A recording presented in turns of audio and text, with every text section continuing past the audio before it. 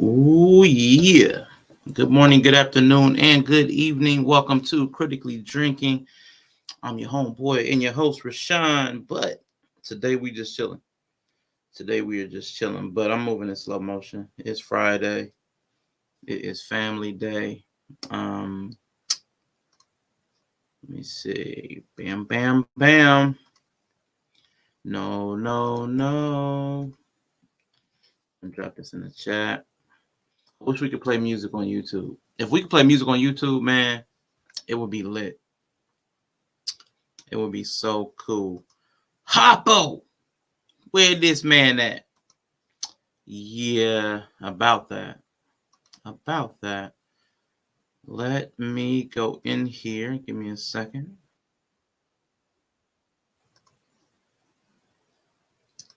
Settings, quality. Okay, cool. 1080 is available.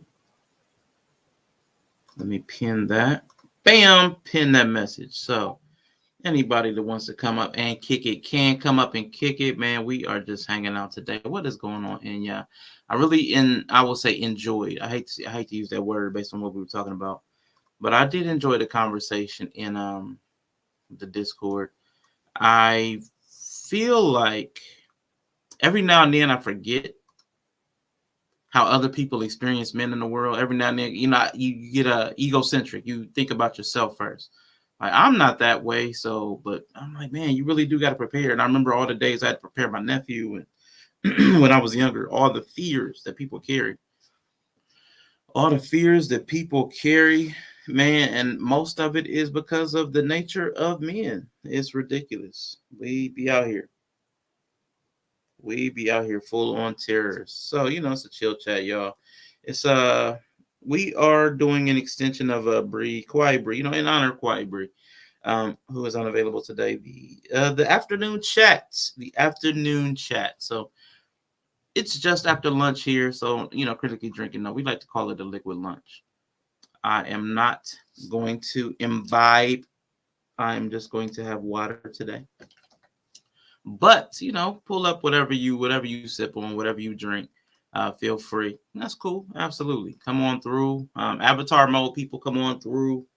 You got something you want to get off your chest, as long as you don't, dominate the conversation. I'm cool with that. Let her, pass the mic.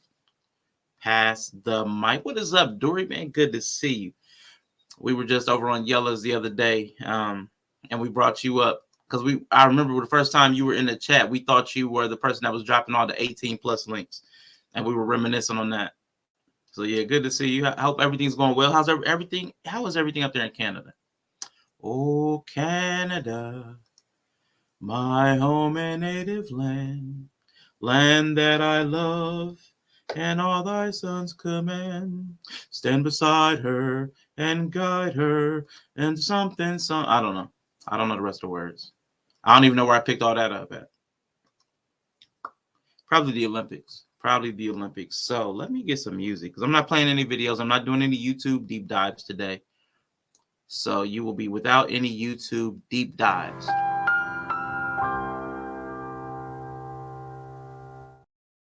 And hopefully that's okay with you today. So let me get some music in my ear. I'm kicking brand new flavor in your ear. What do I want to hear though? I ain't heard this in a while. Let me see. Come on. That's not bad. I do like that one. It's getting warmer. Yeah, same here. Hey, close enough. We'll take it. Hey, I appreciate that. I know the song. I know bits of it. I think I've heard it often enough during sports. I haven't played music on my stream in a while. Is my voice carrying over the music, or do I need to turn it down? Let me know. Hey, do your thing, man. Whenever. I'm gonna be here up until about 3:30 Eastern. About 3:30 Eastern, between 3 and 3:30 Eastern. Yellow was supposed to be going live earlier, but he decided to do other things, or he slept in, whatever he decided to do. So we here now. So we here to chill, kick it, How can I play music in your ears and still engage in the conversation without singing the song you're listening to? That's what I do in your ears. Don't worry about your little fears. I don't know, and yeah, that's how I live. When I hear the music, I got to give everything I gotta say all day, every day. I like to conversate. I won't ever be late.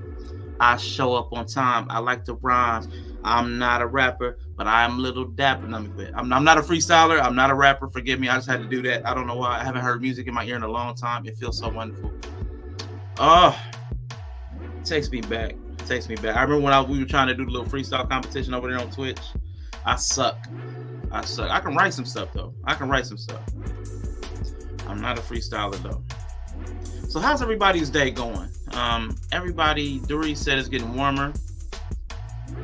It's getting warmer here too. Spring has sprung. It was just 80 degrees. It was 80 degrees here the other day. 80 degrees. Man, but now it's back to like 50. Little old lady in the car, right? I was driving. I was running my neighbor to do his shopping. Man, appreciate it, man. But I'm not yeah, it's never been my skill set. My little sister, though.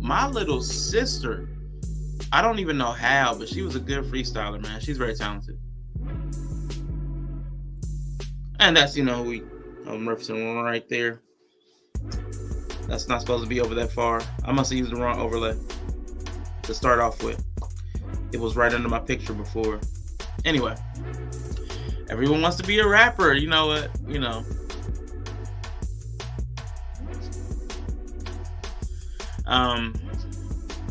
It was 80 degrees. It's 50, and it was an old lady. She was in a bubble coat. She was in a full on. I looked in her car. She didn't have any tents because she's that old. She had to be like 80, 90.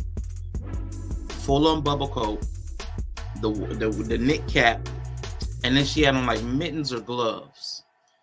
And she got into the turn lane, and it's a really long. It's a busy intersection.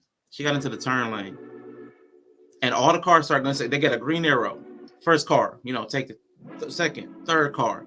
She gets up to the front of the line and stops while the rest of the line is pulling up to get ready to take this green arrow. And she just stops, man. I'm like, man, she's about to cause an accident. Everybody goes around her into oncoming traffic to go ahead and get that green arrow. Finally, though, because I'm in the lane right next to her. I have a red light, but when it turns green, I see her start to move, and I'm like, she better not. So I start going. Then all of a sudden, I see her look my way and hit the blinker. I went ahead on. I'm like, I can't deal with old people. I was on a podcast yesterday.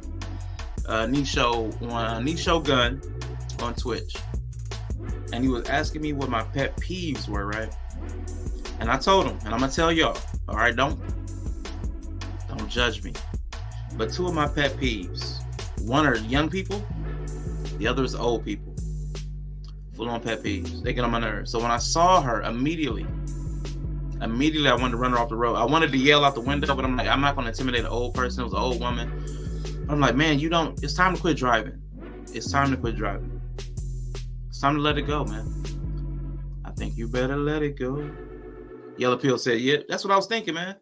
Run her off the road. She has to be taught that her time is past. Your time is up. My time is now. You can't see me. My time is now. But yeah, should have run her off the road. But I wanted to be gracious. She might have got confused in her old age. Forgot where she was. Forgot why she even got in the car. She might have forgot why she even got in the car. I know, Enya. But yeah, man, it is just an afternoon chant. Can't see me because you old. Yeah, she couldn't even see what lane she was in. She couldn't see where she was going. It was bad, man. We have to get the old people off the road. But the subtext to that is we have to have services that allow old people to not be out on the road. They have to be able to get the things they need without needing to endanger the rest of us. So that's the flip side of that coin. Salute to Sucre. I still got to make that clip. As I watch from the corner. Why y'all like this? I don't know, Enya. That's just how we are. Man, this is starting to make me miss Twitch a little bit. I haven't really missed Twitch until like right now with the music playing. That used to be kind of fun. But they are not they have not been doing the things I want them to do, so oh well. NA is in the building. Hello. We are just having a chill chat, liquid lunch, just relaxing, hanging out, kicking it. No heavy messaging today. No heavy messaging. My wife said she tried to call you, but you didn't pick up, Yella. And Dury watches from the corner. Man. Well, they do have access a ride, but it's expensive for some. And the rides out here, to the best of my knowledge, in my city, they're limited. You have to be using the rides to go to doctor's appointments or the things like that. You can't just use them like, I want to run to Wendy's. You can't just get like they call it out here Project Mainstream. So they have limited access. So I do know that a lot of people, unlucky for you, my class just ended. What is up, Nova? I feel for the old people. I feel for them. I might have to stop the music. Boom. We got Bree 2.0 in the building. How you feeling, Bree? The audio doubling back on you, that might cause yours mic to cut out. Let me know if you can. No, I'm good. Okay, it sounds like it's coming through cool. How you feeling today, young lady? You know what? I'm feeling good after the conversation. It is good. I needed to offload. Thanks for letting me emotionally offload on you guys. That's great. Absolutely. That's what community is for. That's what community is for. Which, also is for some other shit too. But, we'll focus on the positives right now. Hey, everybody in chat. What is up, Bree? We were in Discord. We were having a conversation about the stranger danger. But then it hit me. It hit me differently. I listened to women having this entire conversation about safety for their children, and I'm like, at the root of this, man, we're talking about men being predatory, and I'm like, God dang it! It just made my shoulders slump. I was like, God, it's us again, isn't it? It's us again. I felt like this. I felt like whoop whoop whoop whoop whoop. Let me get that through. I don't have a big one. I need a big one. Are they saying my avatar is aggressive? Your avatar is aggressive. You know what? That aggressive ass avatar. It does look a little. It looks like your wrestler. It looks like your wrestler from YPW, like brolic, and it would punch somebody out. I think it's appropriate though. That is a good business idea, and if you can tolerate older people. I mean, they have those though. I mean, they got Uber, they got home health care. You can get your groceries delivered. When I was delivering groceries, I was delivering for old people. But man, if they can afford it though, not everybody can afford it. Not everybody has technological access. So there are barriers. Right, that's true. Barriers. So man, I'm gonna turn this down to about 22. Maybe 22 right there. Boom. All right, Bree. So what is on your mind and your heart today that you want to bring to the people, man? Liquid lunch, man. Pour your heart out. Let's see. We did kind of talk about a lot of the weirdness of people with kids. And I did have like this whole thing with, I think girls, I know it happens to boys too. Predators are predators. And that's one thing. Like, I know you were like, we're talking about men, and I think even in the conversation, I wasn't really specific. I mean, yes, we know the subtext is men, but I think when you're educating your kids about safety, you have to include women too, because there are unsafe women. There are definitely unfit mothers who, even if we're not talking about throwing kids in vans, I mean, there are just people who are unfit to care for kids. You know what I mean? And those include a lot of women. But I did notice with everything I was talking about how the men in the common denominator, are just really quiet about a lot of stuff. Not with the kids. Oh, hey, yo, we can't see this. What up? Bam. He's trying to be tall. He's trying to be tall. I can't stand this guy. I can't stand you. Can't stand you. You the worst. Definitely. Let me bring this down slow. Bam, right there. I was gonna say, like, all the women conspired to keep me and my kids in Georgia, and it worked. But I did notice the men were very quiet, even though, like, after it was said and done, they felt that was like what they wanted to happen. I was just really surprised at how quiet they were about it, because I thought that would be some, like, I do hear a lot of men talk about, I'm safety protectors, and it's just like, but when they saw that there was a vulnerability there, it seemed like they weren't compelled to say anything. That's interesting. And I thought that was interesting. Yeah. For me. But it was really the women who took it upon themselves to, like, actively be like, no, we're gonna offload some of the decision making and try to make it so that you make this decision. And I can understand that it could seem like meddling to some degree, and the men are more chill. But, like, the reason I was able to actually listen to them was because I thought about how much I moved all this stuff around to be there for my brother, and if he, like, rejected it, it would be like, just the amount that people are willing to do should give you some idea of how serious they are. So I kind of just took it more serious because they were so willing to, like, actively try to be a solution, if that makes sense. But I'm like, after it was said and done, a lot of the men were like, yeah, that's a good idea. I kind of was feeling that way, but it was almost like, I don't know, they were just quiet. Like passengers, like waiting for the decision to be made, as opposed to being active and engaging the conversation, or engaging the moment. Yeah. Which actually is what brought me to the conclusion that I should listen or do it. So, like, without that active, participation, I may not have made the same decision. I just think hearing my brother talk about how he didn't think people care because people don't actively do anything a lot of times, I think made me reconsider, like, when people are actively trying to do something, you should, like, take that as a sign of, something. I don't know. It just made me see it differently, but it was interesting that even though a lot of the men felt the same way, they just weren't willing to say it even. Yeah. There's man, I know you said passivity in the conversation, but man, I've been noticing, I've been listening, I've been binging that Dr. Donnelly dude. And there's a part of him I just do not like.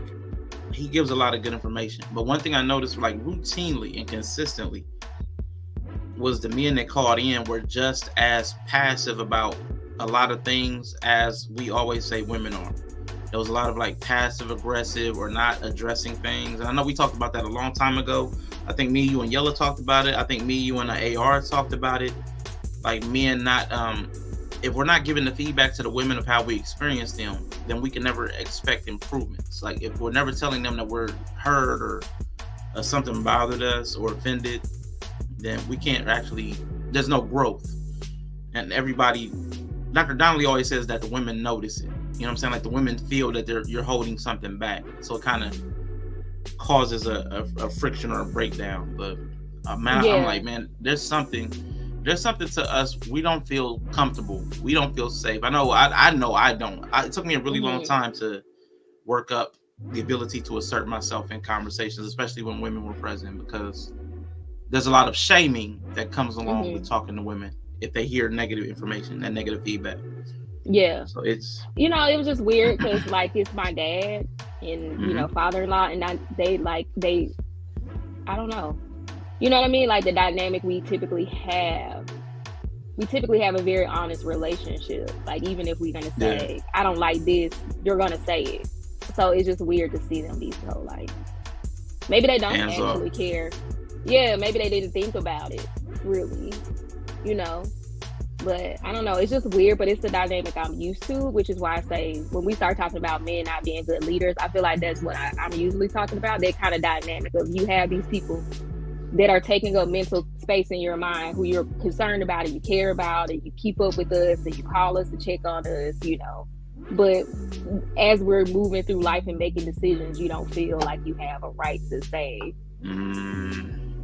like, I don't really like this. I feel concerned about it. I do think it's like you don't feel like you don't have a right. Like, I don't feel like I have a right to say it, but it's like, but that's who you are to me. You're my dad. Like, I kind of expect that I may not know what I'm missing if nobody's telling me I'm missing something. Yeah. But if you're watching over me to some degree, that's kind of like your job. If you see something, say something. Mm-hmm. Not in the sense that like I'm your responsibility as a grown adult, but in the sense of like you're older, wiser. It's the responsibility any older and wiser person has over someone who's, you know, younger than them, or maybe doesn't have the foresight they have or the experience or wisdom. So it's weird. It feels like a failure of leadership or that protector role if you're not actually willing to say something when you see something. Yeah, I get what you're saying. I also think this is another one of the things I always wanted to try to figure out, because I want to say there's a gender communication gap that's really big, because if we do say something when we see something, a lot of times we're called critical, or you're not my daddy, or this, that, and the other, and blah, blah, blah. So there's a lot of pushback. So we learn to hold our tongue, because when we do say stuff, it's not greeted with like acceptance or an actual consideration of what we're saying. So I know for a fact, I've quit giving some people advice. And then when they come, I mean, because it came back on me so many times. You didn't tell me this. I'm like, we had a whole conversation about this. Or you should have. I get tired of the negative feedback. Like I did something wrong by advising you rightly. Right. Because you didn't want to accept it when I told you. Do you think it's and that's why I feel absolutely. Yeah, that's why I think they feel like they don't have the right because of feedback maybe they've gotten. But like I said, it was just weird for me with my dad, because I know that's not the type of relationship we have. Like he typically is, I'm going to tell you what I need to tell you. I don't care how you feel about it. I don't care how it's received. Matter of fact, I'm going to keep the conversation real short because we're not going to go back and forth about it. That's typically his kind of space that he's in. You know what I mean? I think for him, it could be possibly, to his defense, that we've been going through so much with my brother that he's a little off his game. So I'm assuming that he could be a little off because of that. So I'm not holding it against him, but it is a phenomenon. I'm unfortunately not, like, it wasn't a new experience. Even sometimes my own husband, my brothers have these thoughts, but they just don't say it. And then when they finally say it, people are like, wow, I wish you would have said something. Like, I didn't know you felt that way. Yeah. It's that expressive nature. I mean, the world does not greet us with open arms about hearing our opinions. I mean, take the manosphere and red pill, for example. Like, when we have opinions, they're not greeted with open arms and acceptance. I think depending on the group you're talking to, that's going to happen. Because I was talking about raising my daughters to be cold-hearted bitches, because I know them asserting themselves is not going to be received well by the people who they have to assert themselves with. So I don't think that's a good measure of if you should or shouldn't say something that you feel is necessary. Like, so I think that's something that needs to be addressed. Like, you kind of should still do what you feel you should do. Let's go, Jesus. Okay. Yeah, that's why I was going to jump in. Because it's still different from a man's opinion point of view. Our opinion in a lot of ways makes people uncomfortable. And I kind of see where Rashawn was going, because regardless of the issue, them niggas is right. Let's just call it what it is. I know they say a lot of off shit, you know what I'm saying? And I know they approach it from the worst angle, but the message is right. Like, the whole genesis of what that is that men have an issue. You know what I'm saying? And we need to, we don't feel like we can express it all the time, right? So that we have to go to these spaces. Man, I get it. Like most things got out of hand. You know what I'm saying? And that's a conversation for another case. But at the same time, I see the rejection of it all, and that's the problem. Because then you're not trying to receive any other message from anybody. Everybody who says something like that now every man who speaks like that now is classified as manosphere, or they hate women, or they don't. You know, it gets murky when you jump in that water. You know what I'm saying? What's up, Black Heart with new growth, old soul? New growth. Hey, real quick, if I can, man, New Growth, man, thank you so much for the Venmo. I definitely appreciate you. When we first came in, and I'm gonna let Yella get back to it, but I had you. I got you on the the ticker here. I got you at the bottom. I got you as a donor. Got you listed, but we needed the space because we got enough people up here now. I gotta save some space. But I got you. Thank you so much. And I'm gonna, play one of the little Cash App song or the donation song, and the little clip with Umar in a minute. But please, y'all, please continue. No, I mean that's pretty much it. Like, so go ahead. No, I wanted to say I think that you have to be with that. Like, I think the relationship is important. I think love has to be a factor to some degree. I think that's the way people can kind of protect themselves better, and not expend unnecessary energy. Because once again, like I said, like this is my dad who I have that relationship with. So I'm acknowledging it could be a failure on my part to, in that relationship, that he doesn't feel like if he has a valid concern, he can just say it to me. But I think that in that kind of dynamic that we already have, he should feel like he should just say it regardless of how it's going to land.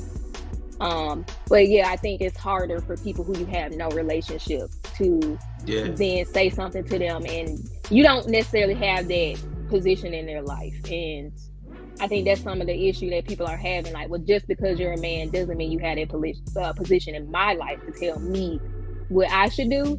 And that's not to say that that's true. I think that's a faulty sense. That's a faulty statement, but I think that's how most people move. If you don't have a direct relationship with them, they're not inclined to listen to anything you say. That's male, female. I mean, I think that's just how most people move, because most people live in such isolated ways. Like, most people don't have no community or whatever. So I think that's going to be a hard ask. But I think for men who have relationships with people, I would want them to consider that you should still say, if you really see something that you feel like is a danger to that person that they're doing, I think it's always worth it to say it, even if it's not going to be received well.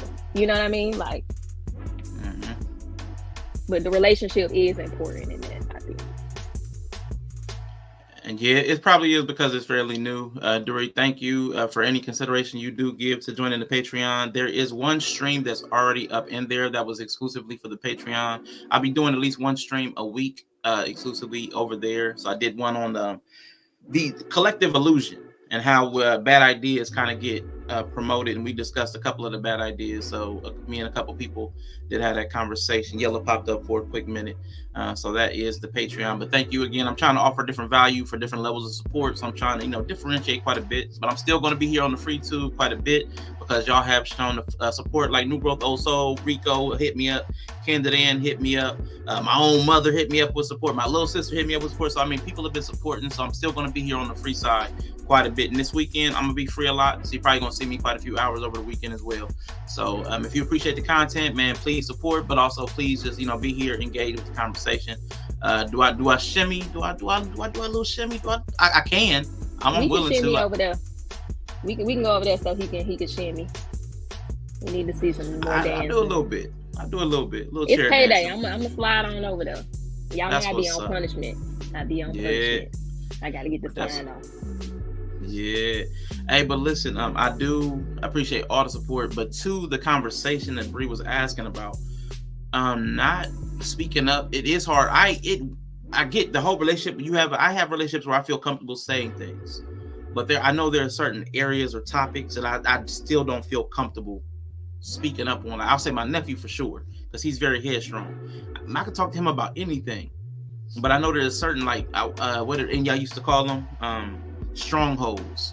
There are certain strongholds. There are certain things that my nephew just does not budge on. So I don't even broach the subject, and I will let him learn the hard way. We talking about tough love. I'll let him run head first into that because he just refuses to hear counsel on certain topics. Or there are certain things that are more sensitive. Like I say with my mother, there are certain topics that are more sensitive. So even if I see something, I'll let it go because it's not like life endangering. And I'll be like, hey, I'm gonna let that happen. I can give them a grace on that because I know most women, when it comes to anything in proximity to their children and how they're doing raising their children, most women, you cannot say nothing about you can't even say, and if they kids hit in the statement just by inference, I know a lot of men be like, I ain't saying nothing to that woman if she can even make the conclusion that I'm talking about how she raising her kids. So I I'll give grace to the men on that, because I know.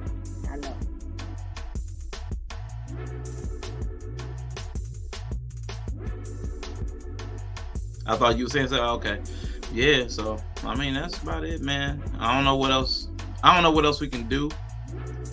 Honestly, when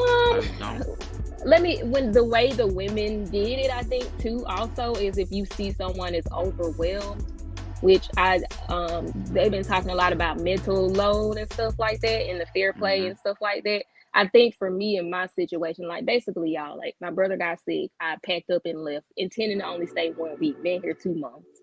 My lease is over in another month and a half, so they're just like, just stay, because your kids, you know, like, they want the kids to stay here. My husband's deployed, so we would be by ourselves. His car not working, we wouldn't have a car, so they're like, we don't want you to be in a state by yourself with no vehicle and your husband's not there. Now me, I'm like, I'm trying to get back to my stuff, I'm trying to be at the house, and I have a duty responsibility to my things and my apartment.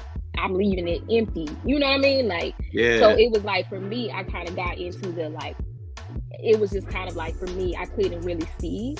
But I think what the women, the older women, like my mom, his grandma did, was they were able to mentally offload some of the thought process for me, so that then I can kind of begin to make an actual realistic opinion, like a decision. Because it was just so overwhelming for me that I couldn't really figure out what to do. And then I just got tired and my brain was like shutting down, and I think I just started running off of comfort instead of what was actually best. But they were able to offload some of that. They had done some of the thinking for me, so they came to me with a plan. Yes. And then, like, okay, well, what's wrong with this plan? Okay, well, maybe let's do this, maybe let's do that. And I think that really made a big difference.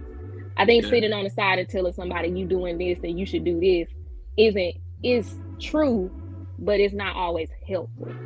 And I think that's what the women did. They like stepped in and like did some of that mental load offload for me, so that I can make a good decision. That's what's up. I know Enya said, I guess me, I can't hear someone if they're talking in all caps at me. I go completely deaf and will ignore someone, to Yella's point.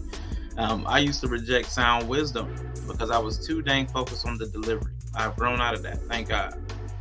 Yeah, but there is truth too, like how you're coming at me is important as well. I try to take the message, but there is a point though where the way you're delivering it invalidates any message that comes behind it. So it's a real consideration. You don't have to take any type of disrespectful communication just to get a piece of wisdom out of it. And that's what a lot of people do. I know when Bree and Yella were talking about tough love, a lot of people will hide a nugget of truth and a lot of disdain in the way they'll talk to you. So, I mean, you don't have to be abused just to get something useful out of people. Yeah, the person has a responsibility. Clean. You can get cussed out, even though you're right. You have a responsibility as the communicator to also know who you're talking to and what, you know, there's responsibility on the person giving the message. Tone can be harsh, it can be stern, it can be forceful, it can be direct, but it doesn't have to be disrespectful. And sometimes we can do better on that end. Yeah, because I've plenty of times been like, yeah, you right, but who the hell are you talking to? Exactly, it'd be one of those. Because look, I'm finna say my mom and my mom had to tell me about that, and I've kind of like been applying that. Like, you could be right all the way up to a point where you not, and that's the trick. Right. You could be right all the way up until the point to where you not. You can be right. Then you cross that threshold to where you wrong as two left shoes. Yeah, so you got to be respectful. Like I'm respectful parenting. Like my kids always have a right to push back on what I say and try to negotiate. But if you come at me crazy, well, now we in the realm of disrespect, and so now let's see who wins. Like you don't necessarily know who you dealing with. So it's best if your message really is for their own good and you right, why be disrespectful? Like because you're trying to teach them a lesson, not. Yeah. You know what I'm saying? It's a thin line between teaching a lesson and like trying to give orders. I don't think that's the case. Don't none of us respond to that. Ooh, all of us, man. Man, just man, treat it like a suggestion box. I love to go in the suggestion box. Okay, cool. This, okay, all right. They see something, right? You know what I'm saying? But maybe you should. Right. Maybe. But man, my biggest pet peeve is, you know what you should do is, what I should do is stop listening right now. What you need to do? Right. Don't never. No. You know what you need to do is, what I need to do is ignore you. That's what I need to do. See, just that phrase makes you not receptive. So that's why it's easy to not want to say stuff to people. It's easy to want to back off. Oh yeah. Well, you can just say, well, maybe you should, or here's an idea, you know. But that takes learning to like flip it and be like I statements. Because I try to get it across to my family. Like, we say stuff very accusatory. Like, we're very it's almost always making it sound like your fault. So everybody gets defensive, and then the conversation breaks down, even if the person meant well. There's something about the way we use language. Yeah. We're not practiced in empathetic communication, I would say. I think what I've taught my mom is, when she talks to me, like, explain her emotional feeling. Because most of the time when my mom wants me to do something, she's feeling uneasy about it, or she's feeling a way about it. So I'd be like, what I need you to do when you come to me, just communicate that you're feeling this because of this, and that you would like for me to consider a different plan, because what you hearing me say is making you uneasy. Like, don't come at me like you do. I'm like, you don't know nothing until you talk to me. You don't know what I'm thinking, how I'm feeling, how I see it until you talk to me. So if you coming to me like telling you need to do this, and maybe you need to do that, and you need, like, sometimes my mom's very like nervous Nelly. So she'll come projecting fears on me that I just don't have. Yeah. And it's not that they're not valid fears, because you heard me talking about protecting my own daughter. I'm her daughter, so like I understand that. But it's like you still gotta check yourself when you come at me. Like, don't project that stuff on me. Like, just say, hey, I'm feeling this way. You know, because I know you to some degree. I know a lot of what you're projecting on me is you have a feeling somewhere in there you're not acknowledging to me, and then I don't even know where it's coming from. So I'll be like, what are you talking about? So she's had to like learn it, you know. Yeah, I got to know my mom, because it was like she won't just come out and say it, but she'll make a noise or something. I tell her something's going on, and she be like, It's like, but I do it though. Like, and it was like, okay, I do that. Yeah. Like, if somebody say something, I'd be like, I do that too. So she started doing that, and I was like, all right, Mom, what's up? And that's almost her way to let me know, hey, I see something. Right, and that kind of lets me know, okay, maybe I need to listen and kind of hear her out what she got to say. You know what I'm saying? So, because she'll come at me like attacking something I'm trying to do. Like, my mom hates me going to DreamCon. She hates the idea of it. She hates it all. What? My mom, she's almost agoraphobic. Like, has agoraphobia. Like, she don't really like going outside, and like, she's just really anxious. Anyway, so I'd be like, look, she be having conversations with me, and she'd be like, I just don't see the point. I don't see this. And she'll attack the thing I'm doing. And I'd be like, look, Mom, I'd be like, Mom, like, clearly there's something you want me to do.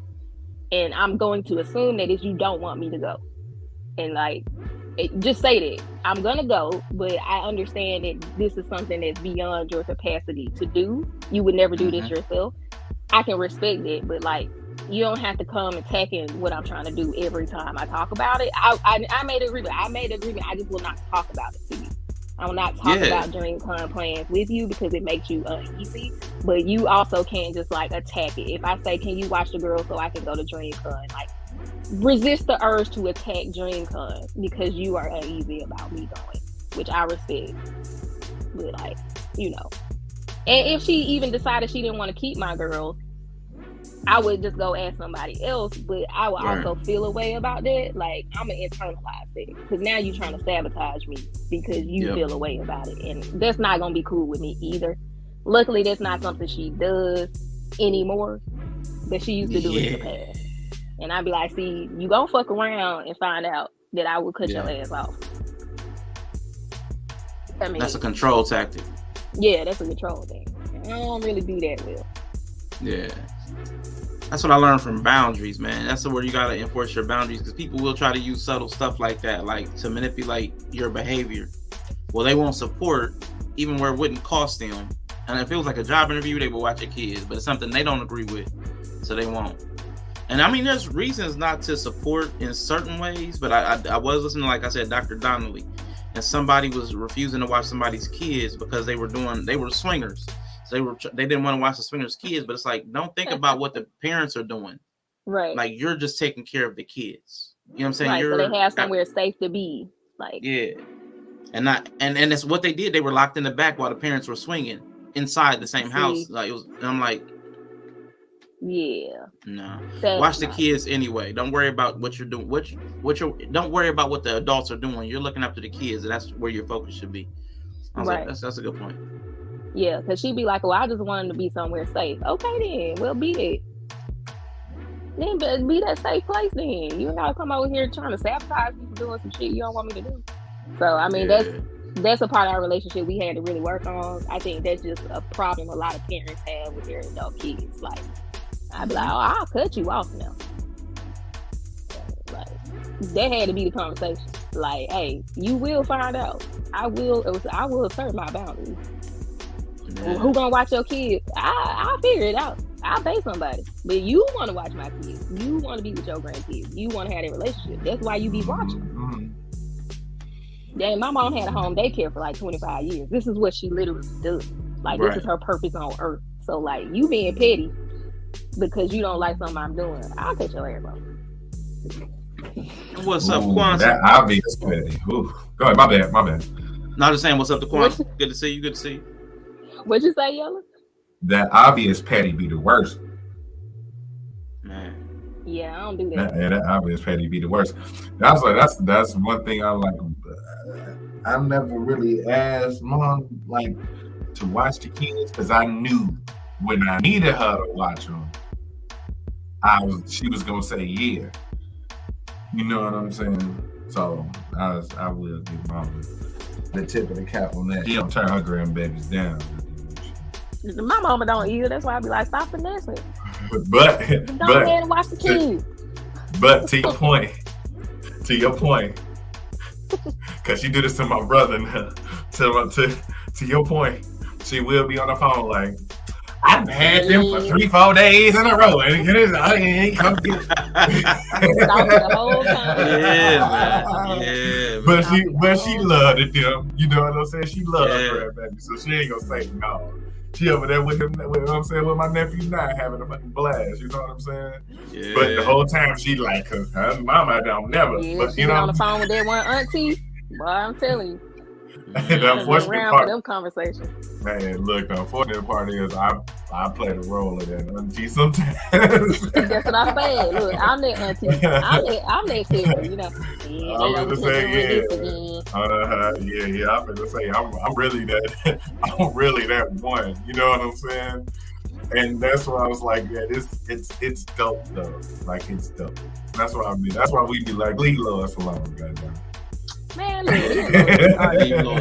always be arguing. My mom is like, I am my kids. She could live with her kids the rest of her life. She never wanted us to leave. Like, she loves us being around. Like, my brother and his family stays on the same land with her. She want me to be out there. Like, she just want her kids around because we all get along so well. I'm like that with my kids. Like, I'd be like, y'all don't really have to go to school. Y'all can just stay with me every day. So, I mean, like, I'm sending my kids to school this year, and I'm like already crying thinking about it because I just love having them around me. So she the same way. I definitely tried that. I tried to convince my son's mom to like stay home and be with the kids so he can be home. So like my son and can be home. Like my son can be home all the time. Yes. It was cool for about 6 weeks. No, she was like, I need to go back to work. Older, it's hard when they toddlers because toddlers are terrorists, but it gets better. Like me and my 13-year-old, like we're a new level unlocked. That's my partner in crime now, you know. And we like, let's go shopping together. We finna go here together. So I just love being around my kids. And my mom's the same way. Yeah. I be letting Lois ride, but we be arguing though. We be fighting. Yeah, Anya, 6 weeks.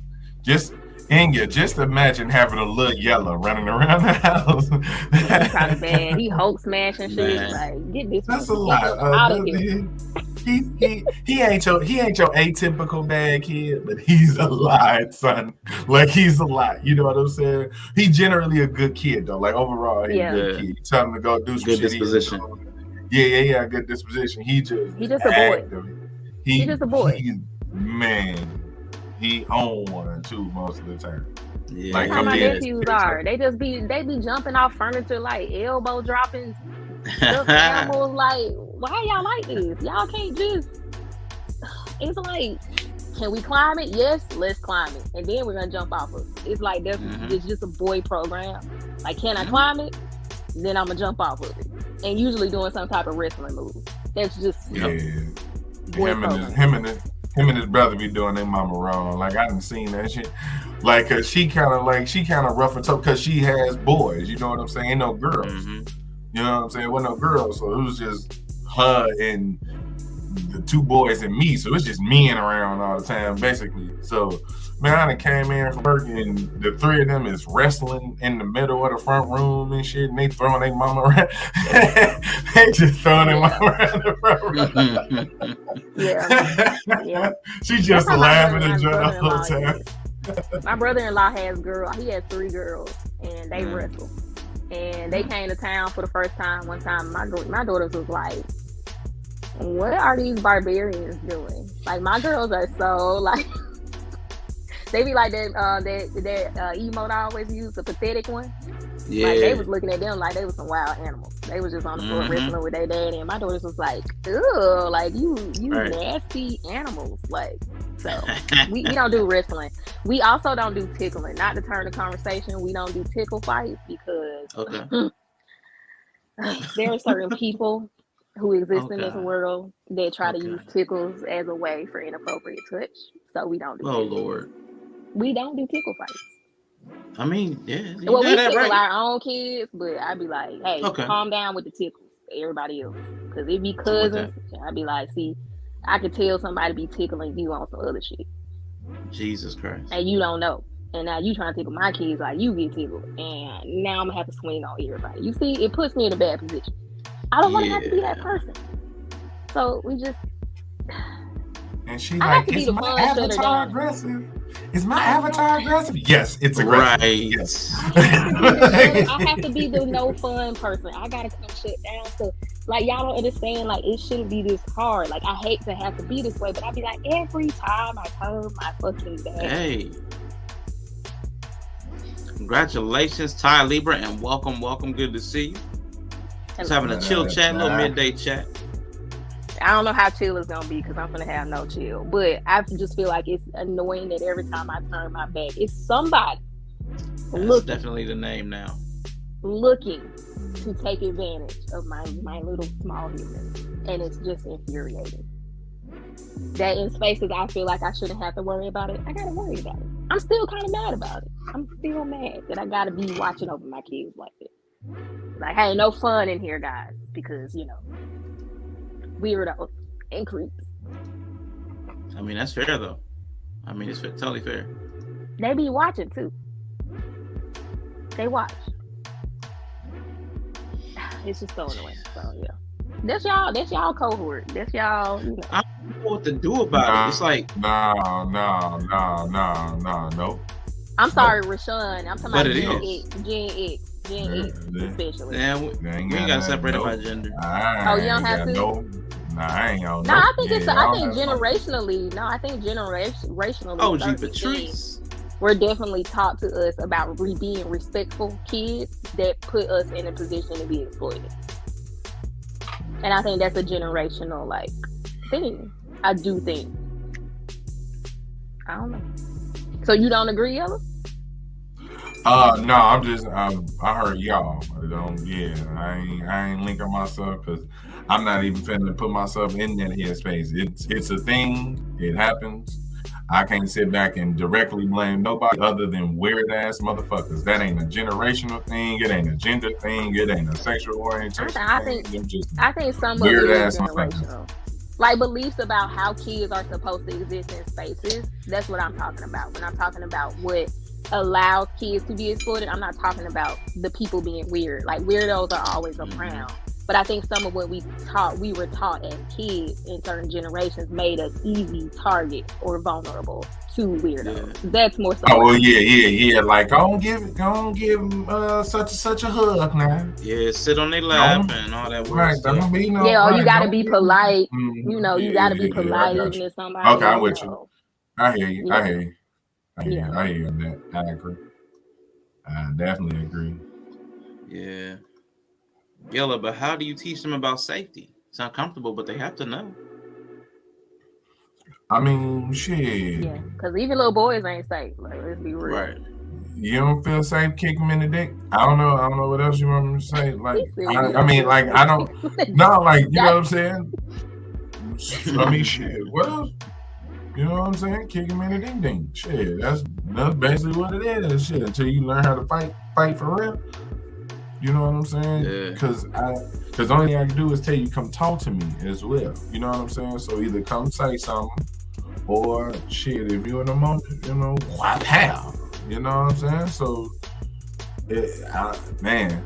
Yeah, I think it's easy to underestimate. Not necessarily saying you're doing this job. I'm just kidding. Right. No, yeah. I think it's easy to underestimate as a parent the legwork you have to do on the front end for a child to really understand. Like they can come to you. And like for you to be safe. I think we talk about a lot, like people think they're safe partners by default. Women think they're safe because they want people to be vulnerable. I think parents automatically think they're safe, a safe person to their child. I don't even think most parents realize that after a certain age, I think a child can come to a conclusion that you're not safe. And I think that on the front end, there has to be a lot of work done so that that child will come to you if something happens. Because I think a lot of parents think that they're that person, but as you hear from people who have gone through it, they don't tell their parents sometimes because, I'm scared of how they're gonna react, or they always come after me, or whatever. They have come to realize that they are responsible, or think that they're responsible for their parents' emotions, and so some kids decide not to even bring it up, you know, because of it. So I think a lot of parents just underestimate how much work you have to do on the front end to actually prove that you are a safe person for your kids. Hey, real quick, just want to acknowledge OG Patrice in the building. Appreciate you for coming through, young lady, and beautifully animated speaks. Thank you so much for popping by. We're just having a casual chit chat on a Friday during, after lunch hours. Bree wasn't available for her. She couldn't do her what is that called? Your afternoon chat. Midday chat, afternoon chat. She's been trying to spark off, so definitely wanted to hold the space a little bit, just get together, chit chat. She can pop in and pop out as she needs to. So we are here. That. Definitely. So I want to pivot a little bit from the children. For the children, I want to pivot, because it's gonna bother me a little bit. That whole man thing is there's something that's not sitting well. I don't know what it's I don't know what to do about it. You know what I'm saying? I don't know what to do about the predatory nature. Yeah. That, like how if you were actually a woman, like how you wouldn't be able to process that danger. Like you wouldn't know how to live with that always inherent danger. There's nothing. Man, I don't know how to say it. There's nothing that's gonna fix it. No, we don't try to fix it. But that's the problem. Like that's why. No, I'm saying it's. You're not going to be able to stop bad people from being born. You're not going to be able to stop bad men from being born. Right. So that's just the process of how things go. You right. You kids to be aware and vigilant and enforce it. The only thing that's effective is to inform potential victims instead of trying to stop the bad man. The bad man's always going to exist. And sometimes that's late. That can be late on the uptake too, because it's not, for me, as far as energy expenditure. It's not really valuable for me to wait until the predator presents themselves to now try to do something, because by the time they presented themselves, it's probably too late. Yeah, you got to be proactive. But I'm talking about why we're proactive on the child's end, but I think we need more proactivity on the predator end too. Like I just feel like there's got to be something more we can do, because it feels like there's too many issues in our community where we're throwing our hands up like, well, there's nothing we can do about it. We'll just try to prepare for it. If they do something, like, you got to do something. Like, at the moment, you actually give me, oh, I'm calling the police. I would never be the one who, like, I'm not going to report him, press charges. I'm going to press charges on your ass. You're going to jail. And if I catch you, you might not even make it out alive.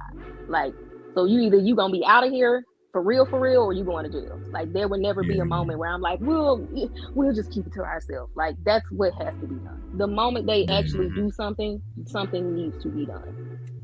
Yeah. But before that, you can't really. I'm not in the business of just. I've had run-ins with creepy dudes, but I can't call the police on them because he's just being weird, you know.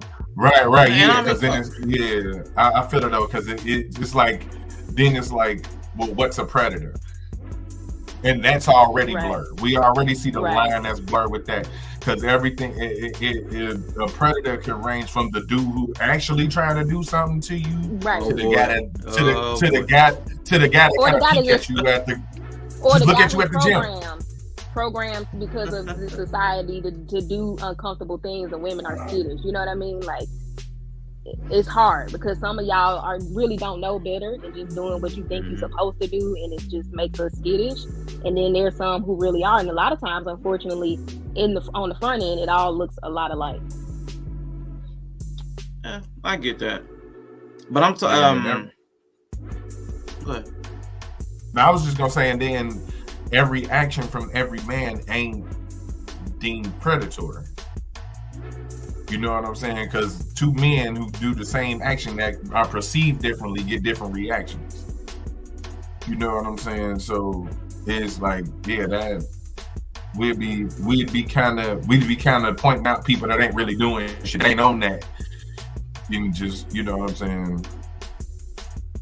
Ain't no mic.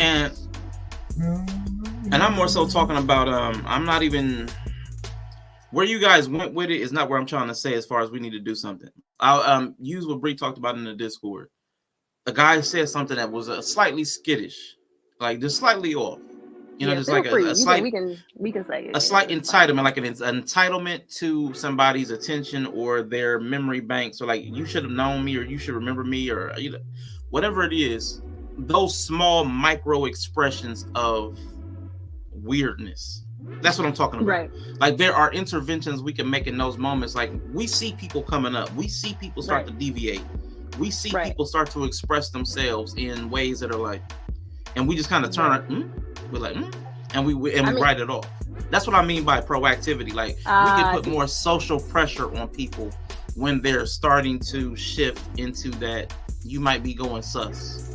Call them out in the moment, like, kind of more so, like, instead of just being like, well, that was weird. After, I mean, I did tell them, I said, well, my children, basically, for y'all who don't know, we were, a family friend was around who I don't even know myself, just one of those in the peripheral uncles or somebody down the line, and was like, oh, my teenager, you don't remember me, and she did not remember him. I myself also did not. But he couldn't let it go. He was just like, oh, you hurt my feelings because you don't remember me. And if I was a phone, you would remember me. And I was like, my children aren't entitled to your emotions as a grown man. So she don't remember you. So let's just leave the conversation there. How about you introduce yourself now? And that's what I said. And of course, it changed the tone in the room. And then it was like, it wasn't even like, oh, you come on. He was just, no, and I said that in front of my children because it's important for me to prove that I'm a safe person and I'm a protect you. I'm a advocate for you. So I did say something. I ain't cuss them out. I just respectfully told them my children, my daughters are not responsible for your emotions as a grown man. And she does not know you. Therefore, you can introduce yourself. But this conversation about guilting her for not remembering you, it's over. Yeah. And not everybody's going to see the signs, but I'm kind of going with what Bree said. If you see something, if you do notice, then you speak up on it. Because not everything has to be on level 10. We typically go from 0 to 10. We stay on 0 and we watch it build up in the background. And then all of a sudden, when it's like DEFCON 3, then all of a sudden we want to we're like, And everybody's on the news like, we never saw this coming. No, we all knew. We see people that keep the notebooks with the weird drawings in them.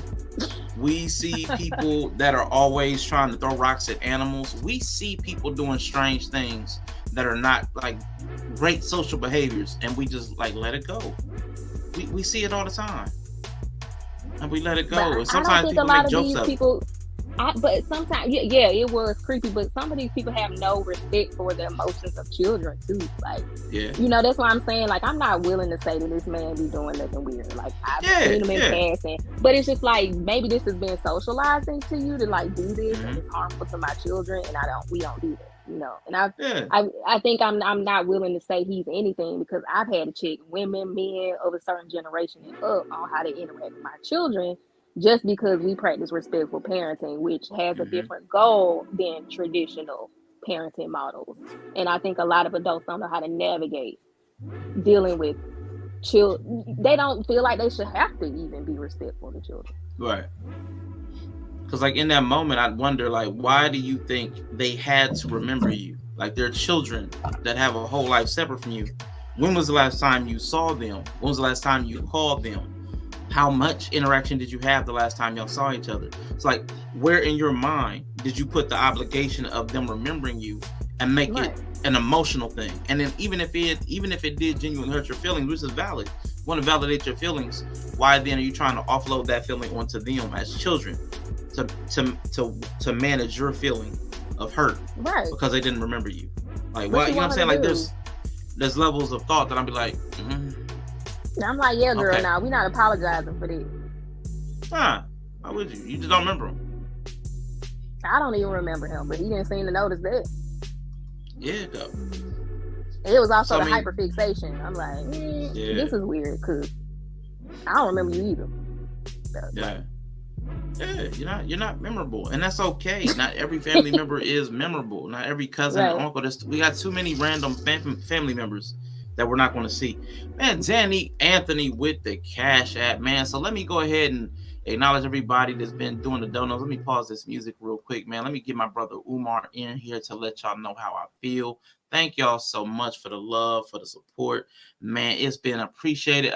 Rico, Candid Ann, New Growth Old Soul, my mama, my baby sister, Danique, and I think that was it. But Umar, man, let them know how I feel. The Prince of Pan-Africanism is back, showing love to all my donors and supporters. We've been at it for 2 hours and we still got donations to go through. I'll take that. See, I get love. Y'all focus on the hate, I focus on the love. Is that a lot? That's a lot. I got another donation. Donations. Donations. Donations. Donations. Donations. Donations. Wow, that's a lot. Gifts. Gifts. Gifts. More gifts. More gifts. More gifts. Wow, thanks. Yeah, thank you, Danique, man. Thank you, New Growth Old Soul. Thank you, NA. Thank you, Nova. Thank you, Rico. Thank you, Candid. And man, thank all of y'all. Thank you again, my mother, my baby sister, man. Thank all of y'all for supporting the streams, man. Definitely appreciate y'all. So many donations. Thank you so much. I appreciate all of y'all. But the music always makes me forget where we were. I know we was talking about the kids for the children. Yella, did you want to jump in? Yeah, fuck that nigga. Ooh.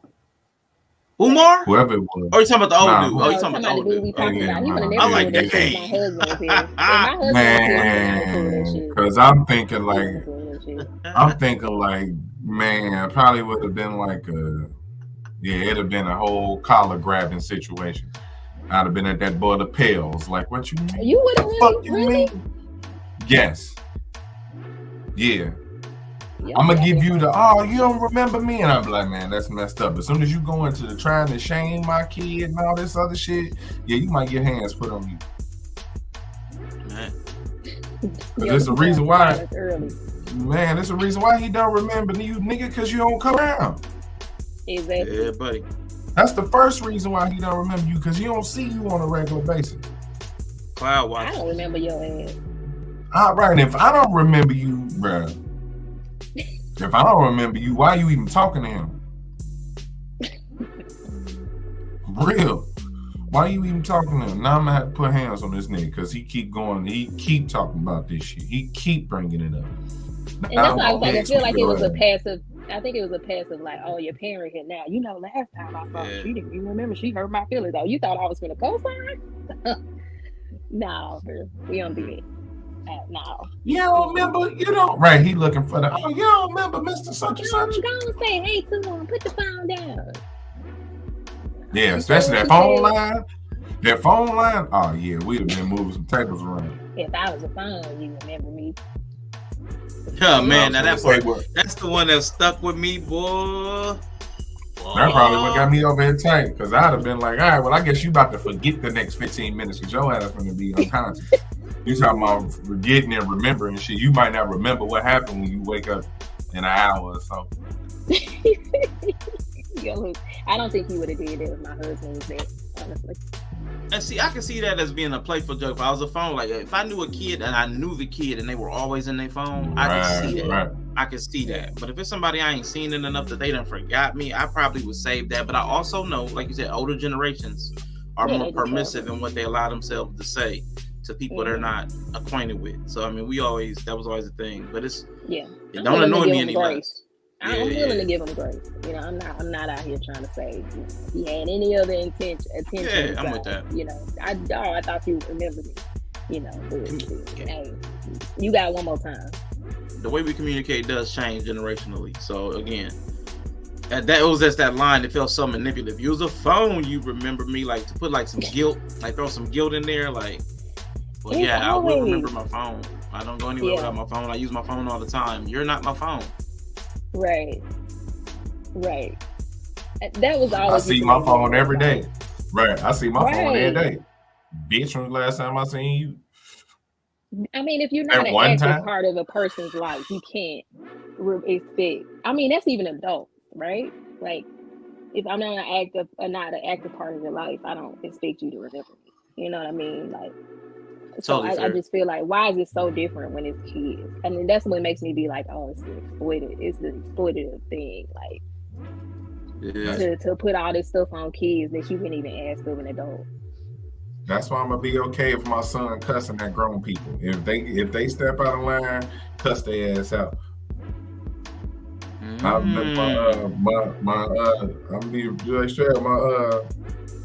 stepson, he like jammed his toe on the table. He was like, you know how they hold that fuck back.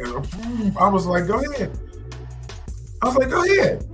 Cause I seen you stub your toe. If you want to say fuck right now, say it. Cause I say it. Cause I know that shit hurt.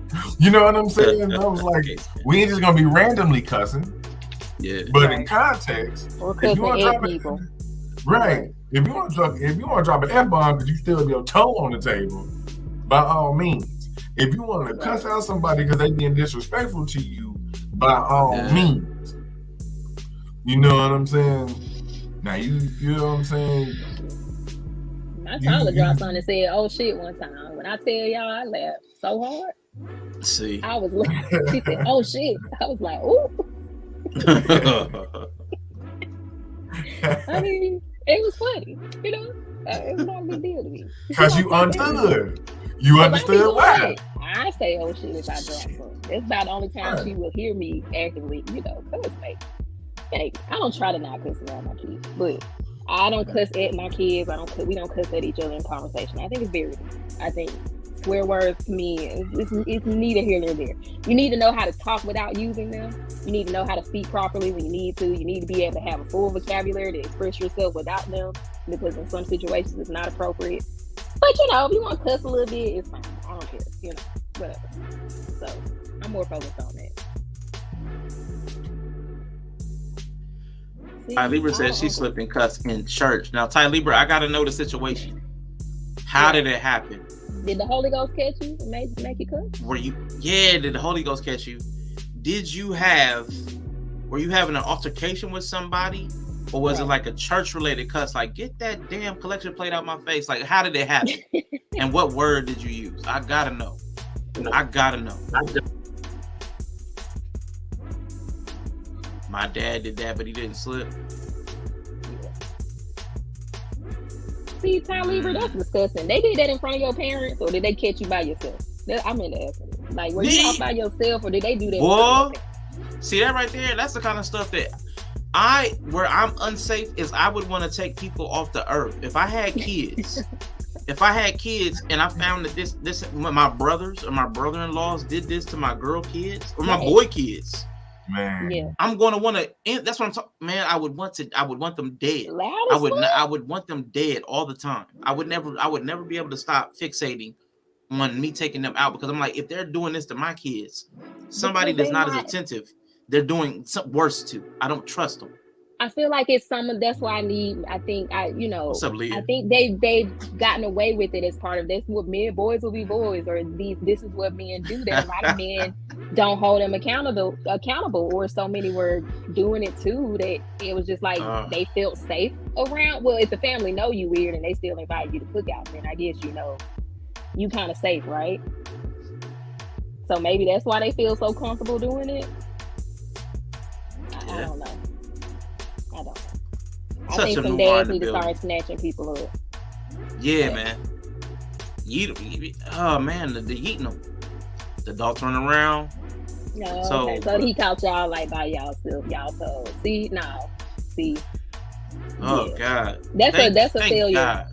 That's a failure. Thank God for kids that tell. I'm so thankful though for the kids that do tell parents, because I know a lot of people get scared or shamed or something. I'm so thankful, man. Oh Jesus Christ.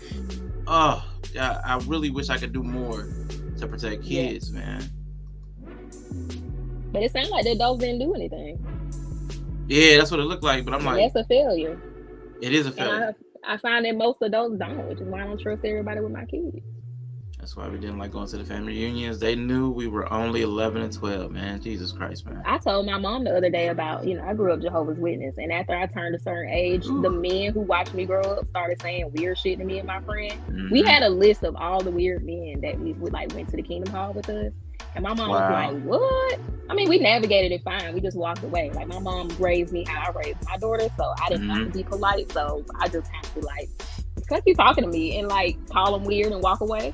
So I was able to I wasn't compliant enough to be manipulated, which is what I think they do. They go around and they test the waters and see how compliant you are, and the ones who are really compliant are, shy or easily, controlled. I think that's who they go after, which is why I'm raising my daughters to be cold-hearted bitches. Hypervigilant report, observe and report. Yeah. I don't think I'd be shocked anymore, Leah. I don't think I'd be shocked anymore. I really don't. I think it would be weird to be shocked at this point. I feel like we have enough personal experience, evidence, stories, statistics to know that this is normal. Yeah. Who's shocked? I don't think it's shocked. It's just how many people aren't willing. And that's why I like to take it to these spaces. When you see people out here, just think about it, even in online, you see people out here threatening kids, talking crazy, and then will pop up on somebody's panel and be kicking it with them the next day. And it's like, this could be a false conclusion, but if you do that, you the problem. You them same people who know it's a problematic ass uncle at the barbecue and wouldn't say shit. And you can say what you want to say.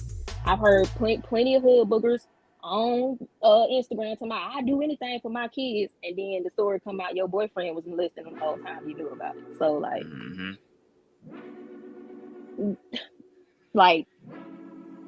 y'all the same people to me. You the same people. If you gonna let somebody who a bitch ass nigga and was obviously being a bitch ass nigga on the internet turn around and pull up and be sitting with you and you ain't gonna say shit, you the same person who let the uncles be at the cookout. I'm sorry. Y'all ain't no different to me.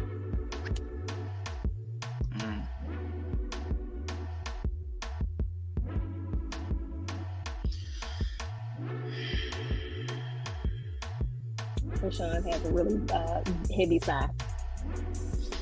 Yeah, Go ahead. I don't know. I'm tired of the helpless feeling in every domain. It's mounting.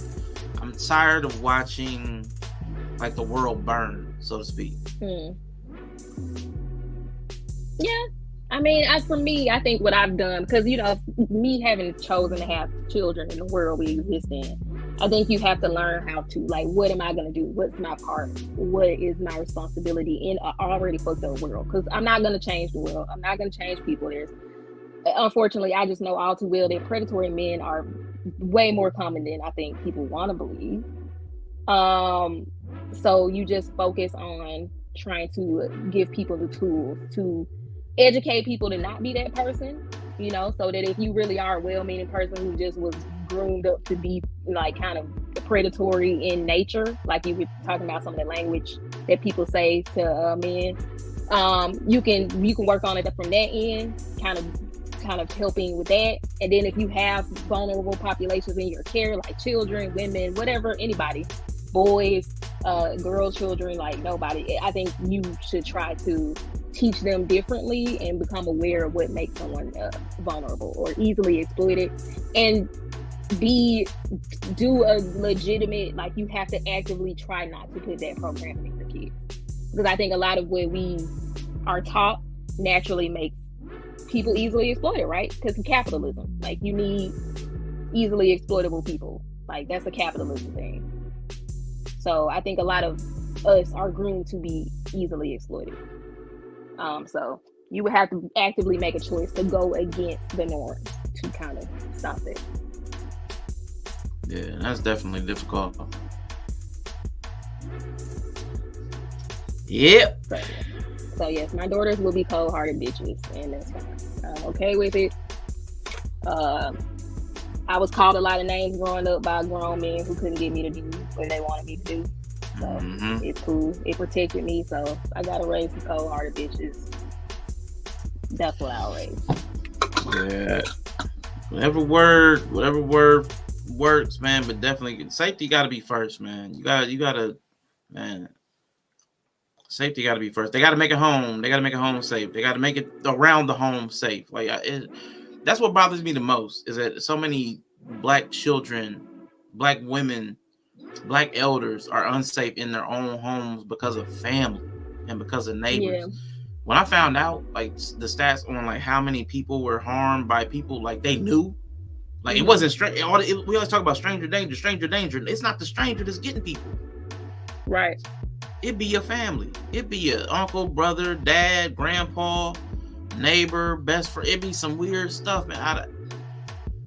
That's what gets me, man. Because it's like, then at what point, what can we do? Because there's got to be something we can do. I can't keep eating. We can't do anything. There's got to be something we can do. There's got to be a method. There's got to be, if you know your kid is acting weird or strange, or if you know your kid is inappropriately fixated on another kid, or your brother keeps having it, there's got to be something. There's got to be something. I'm telling people they normal. Like, that's, I mean, it's the same problem I said with them people on Kendra. So I got to be the one to come in the comments and say he off. We can't. It's all the same problem. That's my point. Like, try not to look at it. It's all the same problem. The unwillingness to call out. Yeah. Like, that shit is what everybody's seeing. Everybody sees it. Everybody feels it, but nobody speaks on it. Yeah, it's all the same problem. It's okay. Babysitter too. I look at it like this. The reason I can sit back and be like, man, okay, it's nothing we can do about it, is because there's only one thing we can really, really do about it. And we can't do it. And we can't do that, right. You talking about eliminating the problem is not possible. Right. But creating safe spaces is the only thing you can do. Right, and I'm talking about eliminating the problems as they come about. Yeah. Like, cause some of this, like, this is where I get dark, cause I'm with Rashawn, and I know why you looking at it like that, cause it's that helpless feeling, because you know you can't do what you really want to do in your moment, right? And that's really remove that motherfucker from existence, right? That's the only way you really handle some shit like that. Right. Real talk. Like, I don't even understand how these motherfuckers get facilitized, whatever, put in the fucking box with people to be kept. No, like that shit should get like some horrible ass fucking penalty. Well, that's capitalism right there. Exile Island ain't no. Why ruin a perfectly good island? I mean, I feel you. Like having the kids, I feel you. Like I'm there. But I think that's what I would want is why safe men are so important to me, and that's why I feel like I want to push men to become safe, because I don't think a lot of men aren't safe, but that's not y'all's fault all the time, right? Like y'all weren't raised up, programming. Y'all didn't learn how to be safe or create safe spaces. I just feel like I want more men to create safe spaces, because the only people some of these men respect, or not respect, but fear, is another man. And a lot of us don't have any safe spaces under the protection of men to be safe in, to move freely within. Like I said, I know if my husband was there, he wouldn't have said that shit, right? So that, I mean, it just goes to show you that, like, even the presence of men, like, just creates a safe space for you to maneuver in. And I think for me, that's what I can do. That's how I don't get overwhelmed with it. I just be like, well, I'm gonna create a safe space. Fuck what everybody else does. And if you come in my safe space and be unsafe, you will be dealt with. And that's all I can do.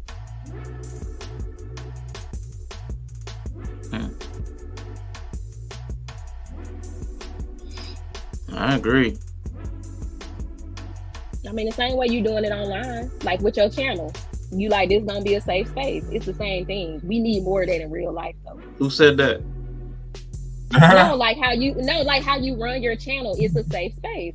Like, we troll, like we have freedom to like have fun within the space, but you really ain't finna live. Like, you don't. Nah, I don't let nothing too crazy. That's what I'm saying. We need that in real life. Like, you don't want it to be like no fun zone. Like, we control each other. We have boundaries. We know the limits, and if we don't, and we need that in real life. Like, we need that more in real life, but we don't have it because a lot of men are passive, just not there for good reason. But dang. Woo! I guess we have to be around our children. If you know that runs in the bloodline, everyone getting looked at sideways. I'm glad it's a safe channel for you, Ine. I'm glad it's a safe channel. I want like what do you call that? Do dangerous things safely. That was something I heard. I think it was on a science thing that Yella had or something. Do dangerous things safely. Interacting with people feels dangerous a lot of times, but I want it to be as close to safe as possible. You can never, like you said, prevent all harm, but I do want us to be able to challenge each other's thoughts and ideas and grow from that. I mean, if the child tells you someone did something to them, believe them. Yeah. Or at least investigate. Investigate first.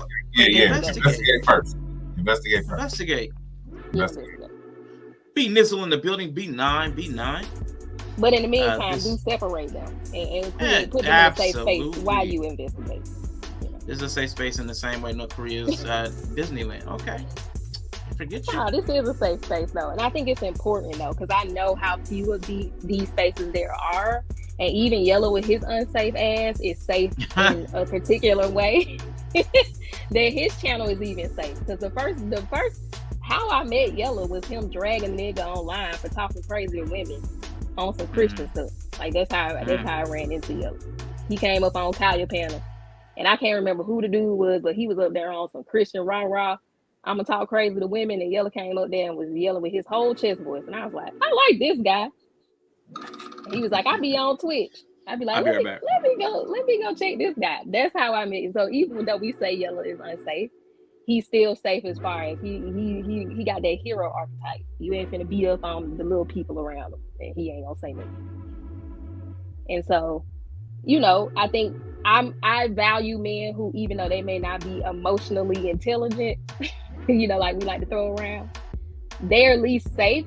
And if they're willing to learn, then they will get there. That's what I was talking about with Mandrill. Like, you willing to get better, which makes you also a little bit more safe. You know what I mean? So I appreciate safe men, because we don't have enough, especially in the real world. He said, if Simon is banned, I'm safe. Absolutely. That's what we're showing tonight. This is a safe channel, bruh. Yes. Yes. Yeah, I always practice the safe space. True. Always practice the safe space. I'm gonna ask you an inflammatory question, Yella. Go ahead. Why? Okay, you have created a safe space online, and Rashawn. Why is it hard? What are some of the things that you run into in real life that make that harder to create in the real world? Like if you have a family or someone under your protection, dating, you know, having kids, what have been I'm sure most men want to protect and be safe spaces for their family, but a lot of times they're not able to do that. So what are some of the things that make that harder in real life? I already know what you don't, probably some of what you don't say, but go ahead. So I just want to make sure I get the question straight. So what has made it harder for me to be a safe man? Like how y'all create safe spaces online. What makes that hard to replicate in real life? Because there's some limitations in real life, I think. The cooperation of other people. The reason this is a safe space is because everybody else has agreed that it's going to be a safe space. That's the only way we can, you know what I'm saying, actively have a safe space for people that come in, right? So, you know what I'm saying? If there's people within those spaces that's making it unsafe because they don't agree for it to be a safe space, and it'll never be what you want it to be, right? A lot of time for me, it was just the person that was the person across from me. You know what I'm saying? A lot of times you try to create a safe space for your family, and the other person involved don't really see it that way. Oh, I see. Like how like when we're holding someone accountable or arguing with each other or holding each other to a standard, and you got that one person who want to come in and be like, y'all, everybody, no, let's not do this. Is that what you're saying? Your partner sometimes is that person, like stopping you from? Yeah. Because it's this. Okay. So it ain't gonna really work to be vague, right? So what I've seen for me and men in positions like me is that we tend to run into a partner who wants to test that safety. You know what I'm saying? I.e. pulling the fire alarm. You know what I'm saying? Knocking over some shit and see how long it'll get played. Like, you know what I'm saying? You can't test it. You can't test. Like, you can't do unannounced drills in a safe space, basically. You know what I'm saying? It don't work like that. You know what I'm saying? Everybody got to know what's going on, right? So if I can't make a safe space if I'm not deemed safe. Yeah, you're not respected. Or the space you creating isn't respected, I think. Right. Or the space I'm creating ain't respected. Right? So if you don't take the time to deem me as safe, then you won't respect the safe space. Right.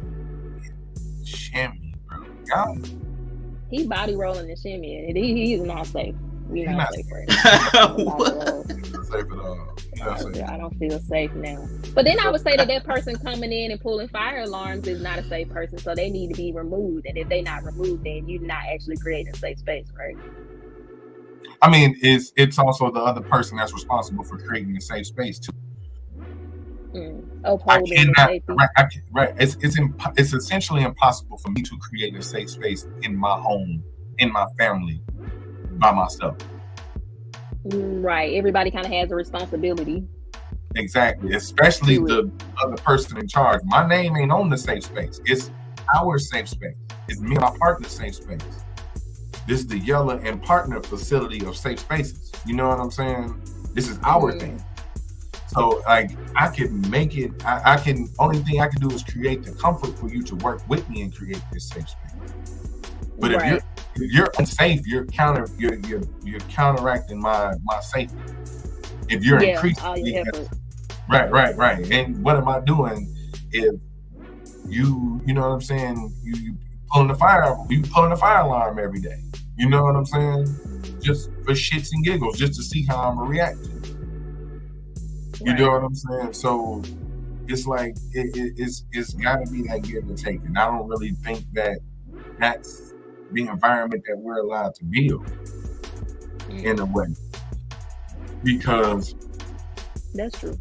We encounter really unsafe partners. That's why it's like, I know what you mean by men being unsafe in the physical sense and in the, you know what I'm saying, the overpowering sense. And I think when we getting around to building a safe space, and the men that's actually trying to do it, but we also need women to understand that their layer of safety needs to be. You know, like our responsibility to the structure is right. Because if it's us just creating a safe space, that means we have to have a certain level of policing over everybody. Complete control. Yeah, you do have to. Right. And because if I become unsafe, then I'm also liable to be put out because you're trying to keep the space safe. So like I have to also understand that. Like if I become an unsafe person in said safe space, now I have to leave or the space isn't safe anymore. Right. And and that's cool if that happens. Like I think that's kind of where we at too. We need to understand that it's okay to remove the unsafe person from the safe space. As men, like, you know what I'm saying? If she ain't safe, regardless of the relationship, if she not safe to you, we need to learn how to, because that's kind of where we've been conditioned to be okay with a not safe partner, because we're supposed to be the safe one. We're always supposed to be the layer of safety, while everybody else can be volatile. Be unsafe. Yeah. Everybody is a volatile element to us, but we're supposed to be the safety net. You know what I'm saying? And that could be sketchy. Like I said, when the other person's real position is to actually help you create this same space. There's an element of leadership that they want, like some women want. And that is lacking in some ways. It's lacking. Because it's too thin of a line. That's why. It's too thin of a line. It's you're liable to cross there's like they say, a thin line between love and hate. There's a thin line between in control and controlling. Oh, okay. I see. You know what I'm saying? Right. And what seems good the one day ain't gonna be when she just don't want to hear. You know what I'm saying? That's true. So I mean, I give the example of my apartment because I didn't have my key, and they wanted, I was living in Memphis, which is like the highest murder per capita in the United States. Not a safe city. So, I stayed in a bougie apartment, gated. But if you don't have your keys, you can't just go in the leasing office and be like, hey, I left my keys, let me in my apartment. They be like, nah, we just literally don't do that.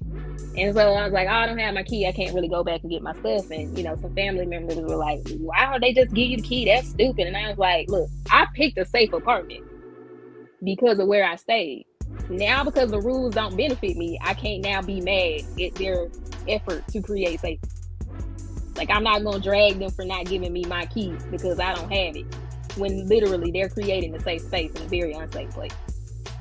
So now y'all want me to be like, oh, that's ridiculous. Like, y'all really attacking their rules to keep us safe when it don't benefit you, which is like literally the problem. Yeah. So I think that's what a lot of people do. Yeah, that's why we kind of get that reaction. It's like, y'all want us to be this unsafe thing to everybody else, but safe to you. You know what I'm saying? It's like a lot of times unsafe. A lot of times unsafe to yourself, because now they're gonna give me the key. They're not now as safe to the people they have a responsibility to. It's just because I think that's actually the case. I think people want the rules bend for them. Like they want you to allow them to do stuff to you that you wouldn't allow nobody. Say that shit again. I think she went through a tunnel. Her voice. She got that auto tune. I got it. Look, I caught that thought. Man. Got it for you when you come back, goddammit. Yeah, you hold that thought, man. I mean, that's real, man. it's really hard to create safe spaces if you don't have the participation of the community that you find yourself in. I've run into that multiple times, like in real life. Like I'll say like going to put out an abusive partner from a family member, and you go to put out that abusive partner, but that person has them back in there within a week. You know what I'm saying? So it's like you're trying to help somebody create a safe space, but they don't participate in the safety themselves. So you have to have the participation of the entire community to keep a safe space. Because like Yella said, nobody can police every moment, every day, every space. That's just not even practical. So many petty beefs for anyone to truly feel safe. So it's really hard. Go ahead. I was gonna say, or blindly allow the imbalance of safety. Elaborate on that. So, like we talking about the change in dynamic, right? Mm-hmm. There are a lot of times where, when it comes to us, people would allow the unsafe actions to happen to them. Okay. You know what I'm saying? So you said to you, like you're talking about to men, like people allow unsafe stuff to happen to men or people in general? Yeah. I'm talking about specifically for us. That's what I'm saying. There's an offset of where danger is allowed. Gotcha. You know what I'm saying? We're allowed to have dangerous partners, and people see that and ignore it. Yeah. You know what I'm saying? Yeah. So it's like that's what I was saying, like we're supposed to be able to take on the dangerous partner.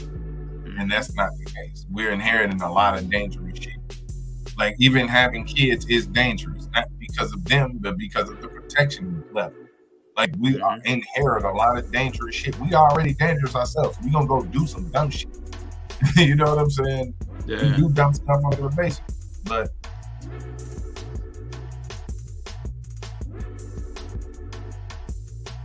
be nice. Saying what is safety? What is safety online?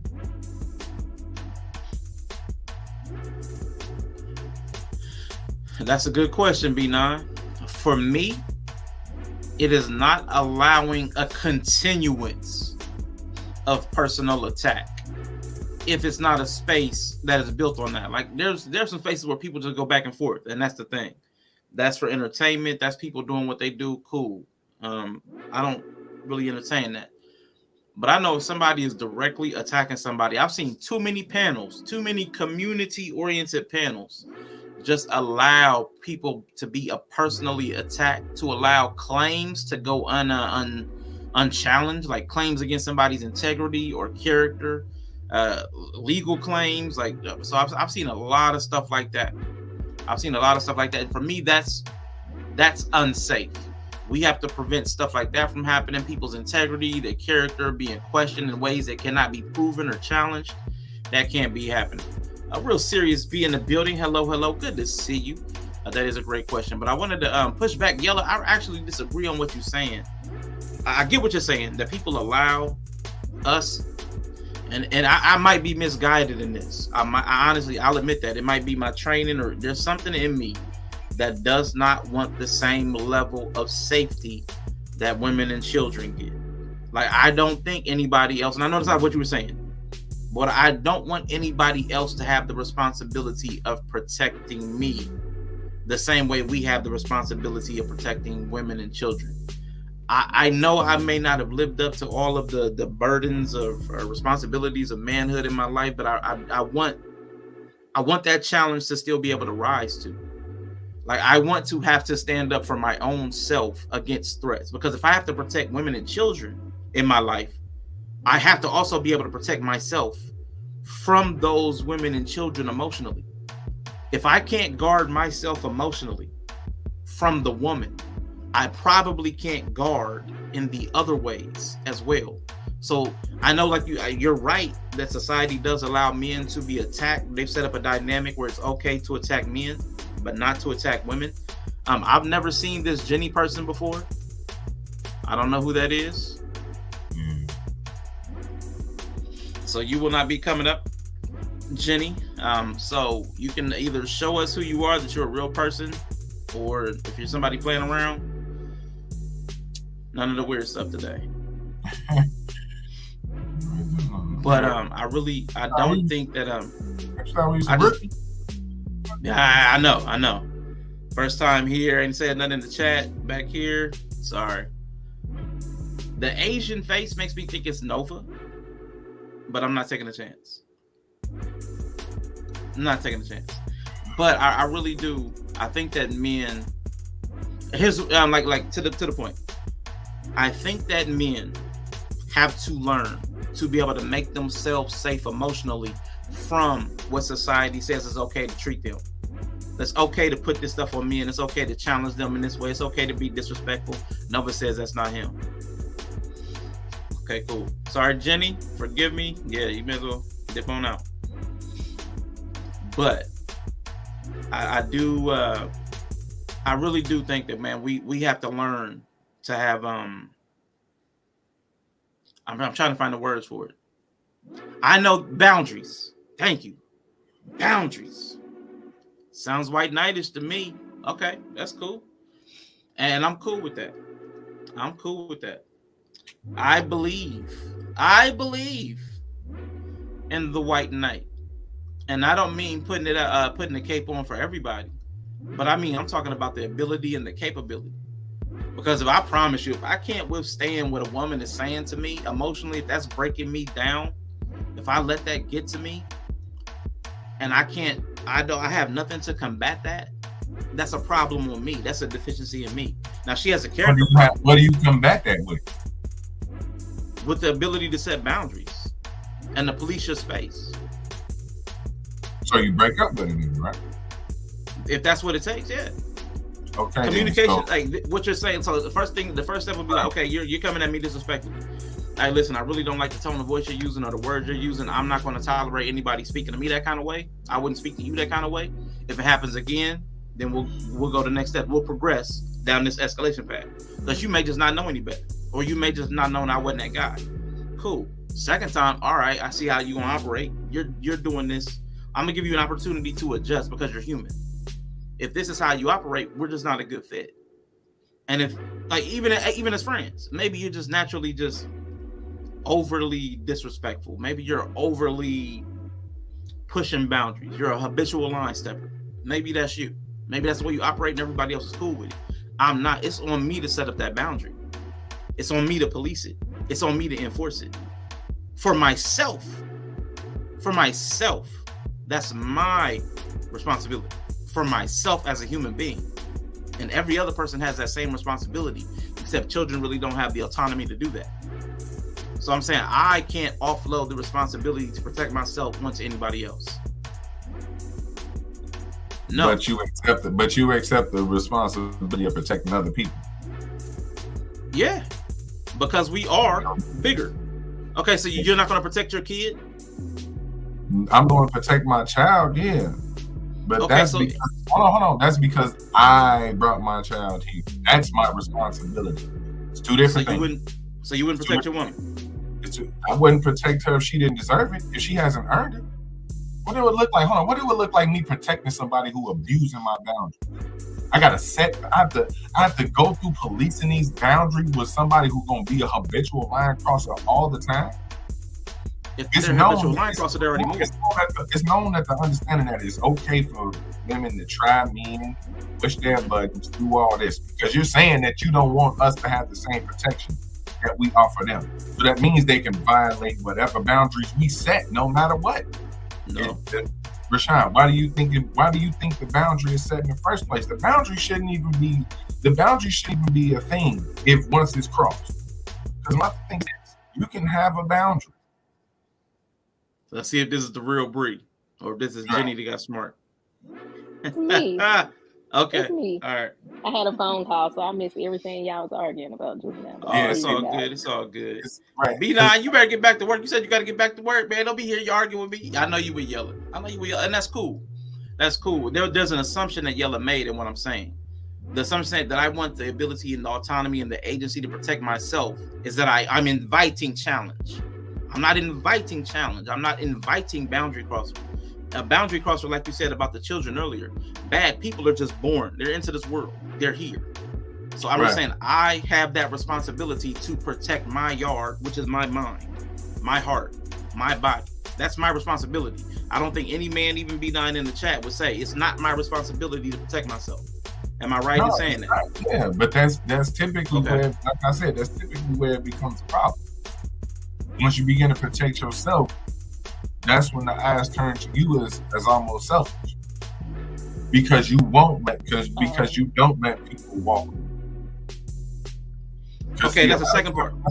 Hold on, yeah, because that's what I'm saying. Let me kind of make it clear. That's what I'm saying. I don't mean coddle.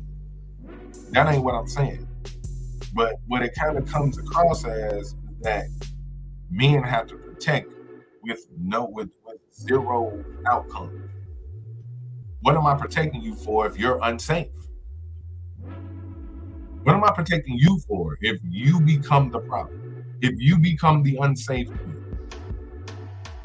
If I'm giving you safety and you reciprocate that with unsafe behavior, then what? Because the unfortunate part is when you're the leader and when you're the one creating the safe space,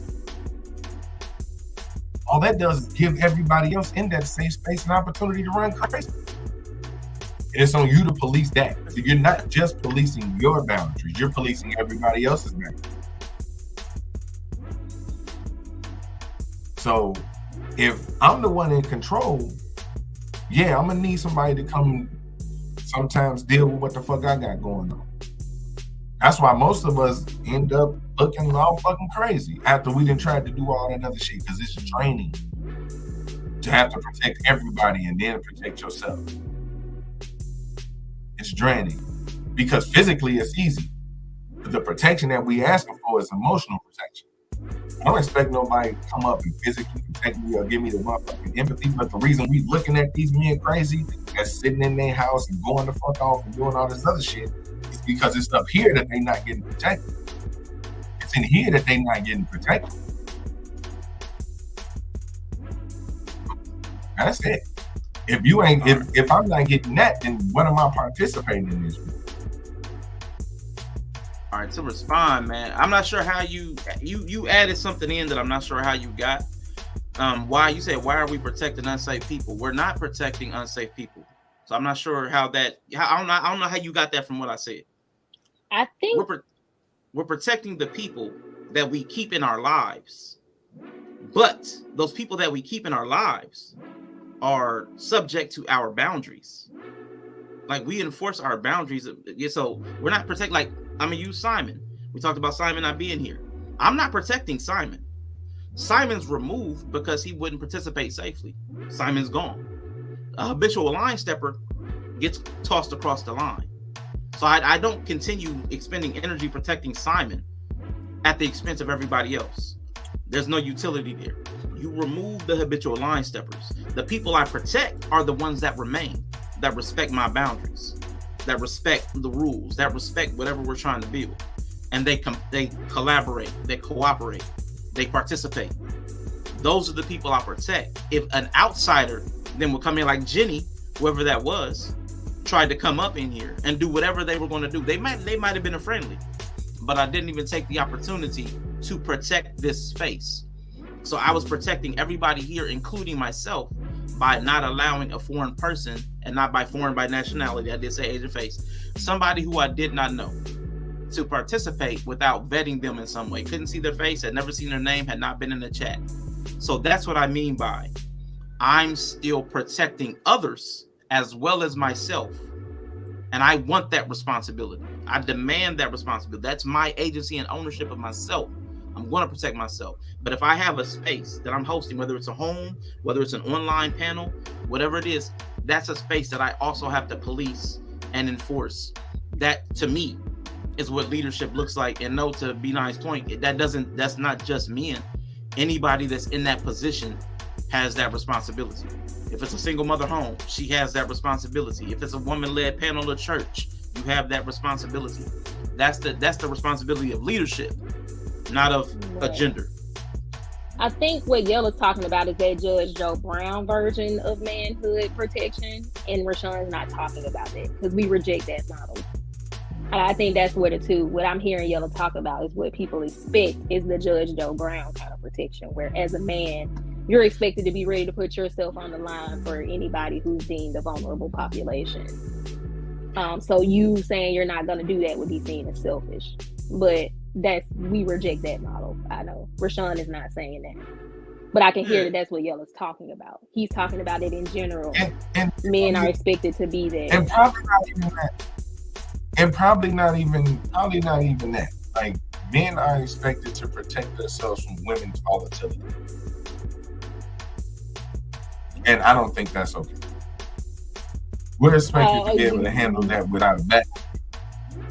Yeah, but I still think that's part of the Judge Joe Brown model, because I think in that model it's just like, you are a man, therefore you're expendable. Your life is expendable in every way to protect womanhood. And so woman is already put in this certain realm of you have to protect them no matter what. And that's still a part of that model you're talking about, where men suffer mental and emotional abuse from women, but because they're women, your life is expendable to preserve womanhood, which is volatile.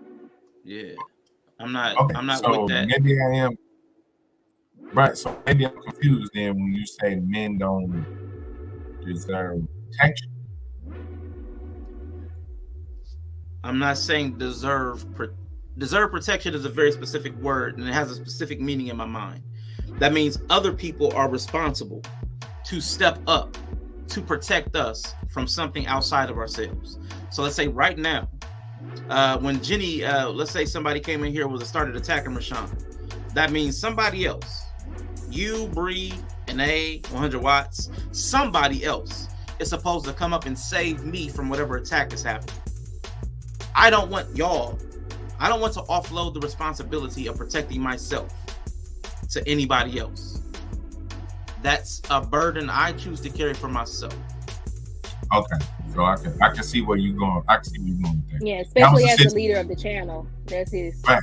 Yeah. But that is a situation that you can handle. That's a situation. I think your emotional protection, you always kind of have the first and foremost responsibility to your own emotional protection, because it's not something that I can see. No, I mean, really, like, especially in a domestic or very intimate relationship, I can't necessarily, you know what I mean? I'm not going to be there for that. As a part of your community, I may not be there for that. And what are you there for as my partner in the house? No, I said as a bystander. As a bystander. Right, no, I'm not expecting bystanders. That's what I'm saying. I don't protect bystanders like that. That's what makes me safe as a man.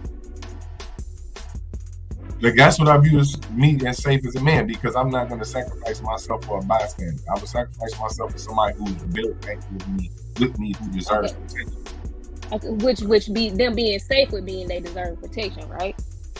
Because if they're not safe, why are you protecting the person who's not safe? Yes. Right. I was going to answer Inga's question. Like, protection is conditional.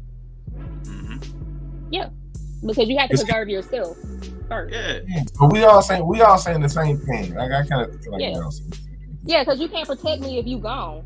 Like, you have to the role, like how people say, oh, if somebody do something to my kids, I might just murder them. And for me, like, I don't really say that. Like, if I catch you in a moment and I can plead insanity, like, yeah, maybe. But if I catch you after the fact, I also still have to consider that if I go to jail, calling myself protecting you, now you left without protection.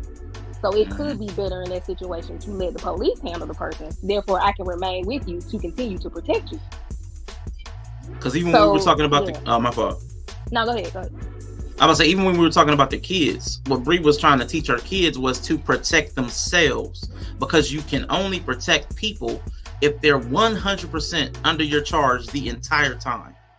Like, you have eyes on them, hands on them, all of their life. That's the only way to truly protect you, like complete control, which is not even realistic. Right. So what you're trying, so protection is really something that you can only do for yourself. You can support other people in safety. Like, you can support other people in their safety. I want Yella to be and feel and be safe at all times. I can't protect you because I don't even know what's actually even going to harm you. But I want you to be safe, because somebody just saying Yella the wrong way might feel like an attack, which means I didn't protect you. So protection is a very specific word, which means you prevent any type of attack. They never get the impact of an attack. So for me, protection, I have to protect myself. And that's what the level of not giving a care about what certain people say or do. It doesn't harm me. It bounces off because I have boundaries put up that prevent anybody from getting to a vulnerable spot. And I empower or implore other people to learn to build up boundaries to protect themselves from attack, so they're not vulnerable in those ways. Like that's what I mean. Like, I got you. So this is more or less what I'm talking about. Let's use a recent example. The video we did with old girl that called in about her husband. Which one? Old girl was what calling. What's going on with her husband? She was complaining about her. She called into the doctor. Dude was complaining about her husband like gaining weight and all that. Oh, that guy. Yeah. Right. Okay. So, would you say that husband created a safe space for her? I can't remember the particulars of the call. This the dude. This the dude who left. He was divorced. He paid for her kid and he paid for her. Okay. After he left his wife, after he divorced his wife, he quit working out. Right. He married. He seemed like he created stability. I can't really comment on, but he seemed like he created stability. Like he had a responsibility for providing and creating stability, and he sounded like he did that. I can't comment on that. I mean, she wasn't complaining about his emotional position until now. Everything was cool until now. So we can kind of pretend like he was right. Because leaning the other way is gonna make it seem like, well, I don't know. I can't say he could. Let's assume he did because she sounded like he felt safe. She sounded like Right. That's what I'm saying. So he created a safe space for her. Mm-hmm. Do you think she's safe for him? No, it don't sound like she's a safe partner. Okay. There's a layer of protection there. There's a layer of being a safe space there. First of all, you don't. It's that freedom to go be as harsh and mean and nasty and say what you want and cross every boundary that's available because you feel like the space is safe for you to do that. Yeah, but we've already, once again, we've established that she's not safe. And I think most people are groomed to be unsafe, especially because of how men are taught that y'all have to be, and what that means to be a man is allowing women to just do whatever. But if people are being told that we don't have to be treated like that, y'all don't. Then you can't expect it. Okay, so then you can't expect that not to keep happening. You can't expect. I expect people who want to be able to exploit people to never be happy with people being safe. But to say that men in general don't need that level of safety. No, I think men do need that level of safety. Right, and that's what I'm saying. So I can understand the idea of protection, but it is a layer of protection. Yeah, I think a man has to be safe himself to be able to be a good, safe space. But once again, that the person who it's my responsibility, like Rashawn said, if a person is unsafe, then I don't allow them to be in the space for my own safety. It ain't even about protecting them more than protecting yourself. Because if I don't protect myself, I can't protect you. So if you're unsafe, then I just can't have you in my safe space that I am creating. And I think that is not how most people are taught to function. I think the traditional way that we're taught that relationships and manhood and womanhood, what that means is how to exploit. It's power dynamics. Most relationships are built out power dynamics, which allow people to be exploited. So I think men are taught to be able to be easily exploited for labor and stability. But I'm saying I don't think that's good. But just know it, when you try to push back against that, the people who are taught that that's what a man is aren't gonna like it. Right. I wanted to say. No, I was gonna say that. So why do we even acknowledge that men need that if we still gonna have one toe in the men don't need protection? Because I don't give a fuck what people who want to exploit people say people need. Just like I have kids and I have girls, and there are people who are gonna tell me girls should be this and girls should be that. And while that traditionally may be true, a lot of what people think a little girl should be or how kids should act leave them open to being exploited and harmed. Therefore, I'm teaching my girls, like I said, to be cold-hearted bitches. Not to say they should be mean, but I know that the people who want to exploit them are going to say, I'm raising cold-hearted bitches because I'm not raising girls who will let anybody exploit them for the sake of being good little girls. So what I'm saying is the same is going to be true for anybody who is trying to insert boundaries in a structure that's teaching you that you need to be compliant. I would say to Yella's point, though, I'm glad you actually used that point because he's the perfect illustration of what I'm saying. That man that you're saying, even though he had an unsafe partner, was fully protected. He said, this is the happiest I've ever been in my life.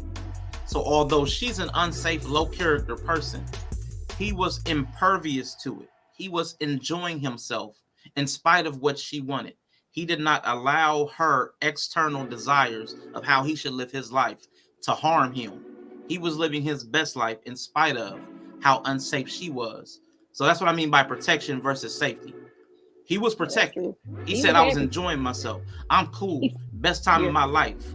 And she's over there being unsafe. She can't even breach his walls because he's I'm having fun. So that's what I mean by protection versus safety. Like the Bible, yea, I walk through the valley of the shadow of death, yet I fear no evil. That's what I mean. You can be in an unsafe place, but you're completely protected because you have safety within yourself. You're secure. Yeah. So that's what I mean. And I'm not saying what you're saying is that's not desirable. I'm not saying it's desirable either. But we're in a life where we don't get to control all the conditions around us. The only thing you get to control is yourself. So if you're in control, if you're protected, if you know your mind and body is safe, that's as much as you can really do. And if you have enough power or agency, you can try to extend it to like the people around you as much as they're willing to cooperate with. Like, to me, that's the model. Now, for me, myself, because she's unsafe, I probably would have peaked it before he did. He doesn't care. He's impervious to her unsafeness. I would have offloaded her a long time ago. But I'm hyper vigilant. I pay too much attention. But he sounds like he believes in traditional manhood as well. So he would be impervious. He would think that was just part of it. I think because of how he's been a workhorse for everybody, all the women around him and the children. He strikes me as a very traditional man. Therefore, his manhood is for the preservation of women and children, and they don't have to do anything for their protection. So I think that's probably also some of these systems, if you do buy into them fully and you participate in them, they do have built-in ways which would deaden you to some of that. So I think that man probably is just a very traditional man, and he feels like he lived up to his calling as a man, and that's why he's happy. He was like, I provided stability and I paid for everybody's stuff and they good, so I'm secure as a man now. I'm good. Yeah. And that's probably why he's able to be happy in spite of her emotional volatility. There. But I mean, if you're not a traditional man, you have to figure out, what security means for you. Like, what is my role and responsibility as a man? And also, if that's the security. And then also, what is my duty to the people who are under my protection, if I'm even responsible for protecting them? So I think a lot of men who are leaving traditional models have to figure that out for themselves. And there's not really any structure to tell you what that's supposed to look like. It's going to look different for everybody. That's what you have to navigate for yourself. How much of the old thinking has been so ingrained in me that I can't put it down? And a lot of times it's going to be either the protection or the provision or some picture of masculinity that I cannot sit down because it's just too deep within me. It might be religious. I can't let it go. That's coming with me. So let me accommodate that in my life. But the rest of it, you get to navigate fully for yourself. Determine who you are as a man for yourself. Determine who you are in society as a black person, whatever it is. All the hats you think you wear, you get to determine for yourself what that means to you. But there are some things that have just been put in you so hard from so early in your life that they're always going to be with you and shade how you see and do things. So, I mean, that's the battle. And he found peace in providing. And that may be a flaw or not, but he did a traditional model. He got satisfaction out of doing that. It gave his life purpose. So should he have protected his time and resources? Probably. But he was okay sacrificing those because it gave him a sense of meaning, which we know a lot of men are lacking right now. So I wouldn't shade him for not protecting it because he felt like giving it away gave him satisfaction, and now he's at the end of that provision road. He's enjoying himself. If that gives him fulfillment, I'm cool with that. It doesn't have to look a specific way for me to be cool with it. Right. And yeah, I mean, and that's the best you can really do, because you would start to get overwhelmed with trying to fix people.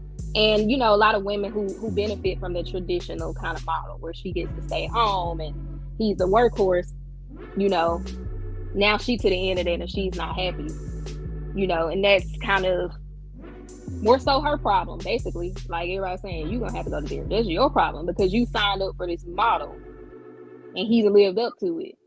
And now you're trying to now insert a new model on him that y'all haven't been living up to. That's what it, in essence, that's what she was doing. Now she want him to be this man he never was.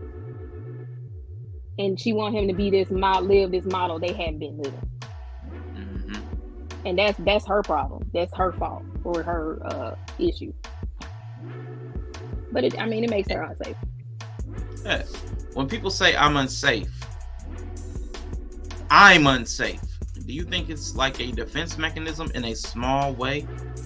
I'm unsafe. Like I'm feeling unsafe in y'all. Like I feel unsafe in this moment. Do you think that's a defense mechanism? I would say absolutely. I mean, that's like literally word for word. Unsafe is a matter of defense. Yeah, so right.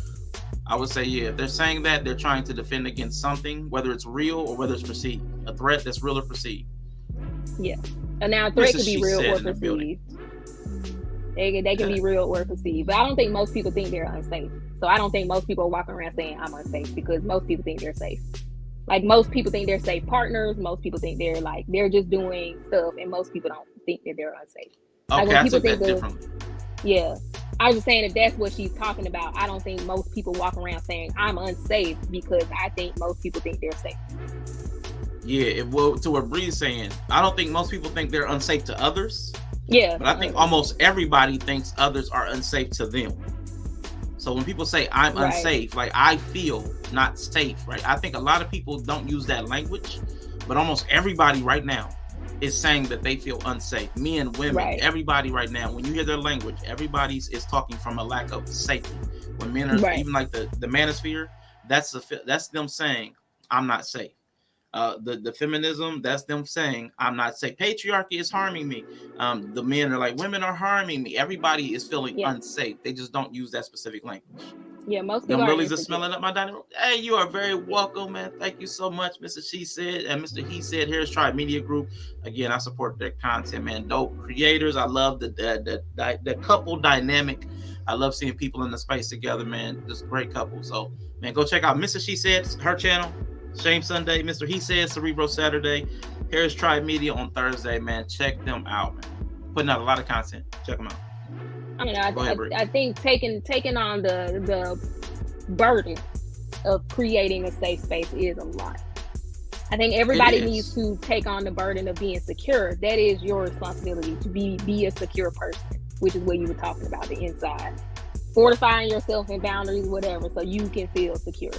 Because the world is not, nobody can make you feel, people can make you feel safe, but consistent 100% safety in the world is not possible. Like you were saying, I can create a safe space. Like my home is a safe space for my children, but I also understand as soon as they leave, that safety is no longer a thing. So they have to be secure in themselves to be able to protect themselves. But it is a burden to decide to create a safe space. And I think that's something you have to decide to do. And that's why I was saying I think it's missing in the real world a lot, because you have to decide to create a safe space structure for other people to be in. And that is a heavy burden, because you got to think about a lot of shit. I mean, being the person to create a safe space means you got to think about stuff that the people inside don't have to think about. So I think that's why a lot of people don't want to take that burden on, because it can be overwhelming. Like, I just want to go ahead, man. I will. Because, I mean, like you said, I'm trying to put nothing on dude, and I don't want to think like that, but like he had to probably go through a low point before he got to the, man, fucking, I'm just going to be happy. Because that's where I was at. So I can assume like that part, but I don't want to put on, because he might just be happy the whole time. Yeah, he's a traditional dude. He probably is very satisfied with how he probably is secure. He sounds like he's secure within himself. Okay. And yeah, I think he's secure within himself, and I think he's traditional. I think he thinks his lot in life is to be a workforce. And I think that he's satisfied with his job he's done, which he should be. Now she's the problem because now she wants him to become something else he's never been. Right. She had a different model in her head. Yeah, now she's trying to make him be a progressive man. So all of a sudden. So let's get to the solution. I think I got a solution type question. Okay. Right. So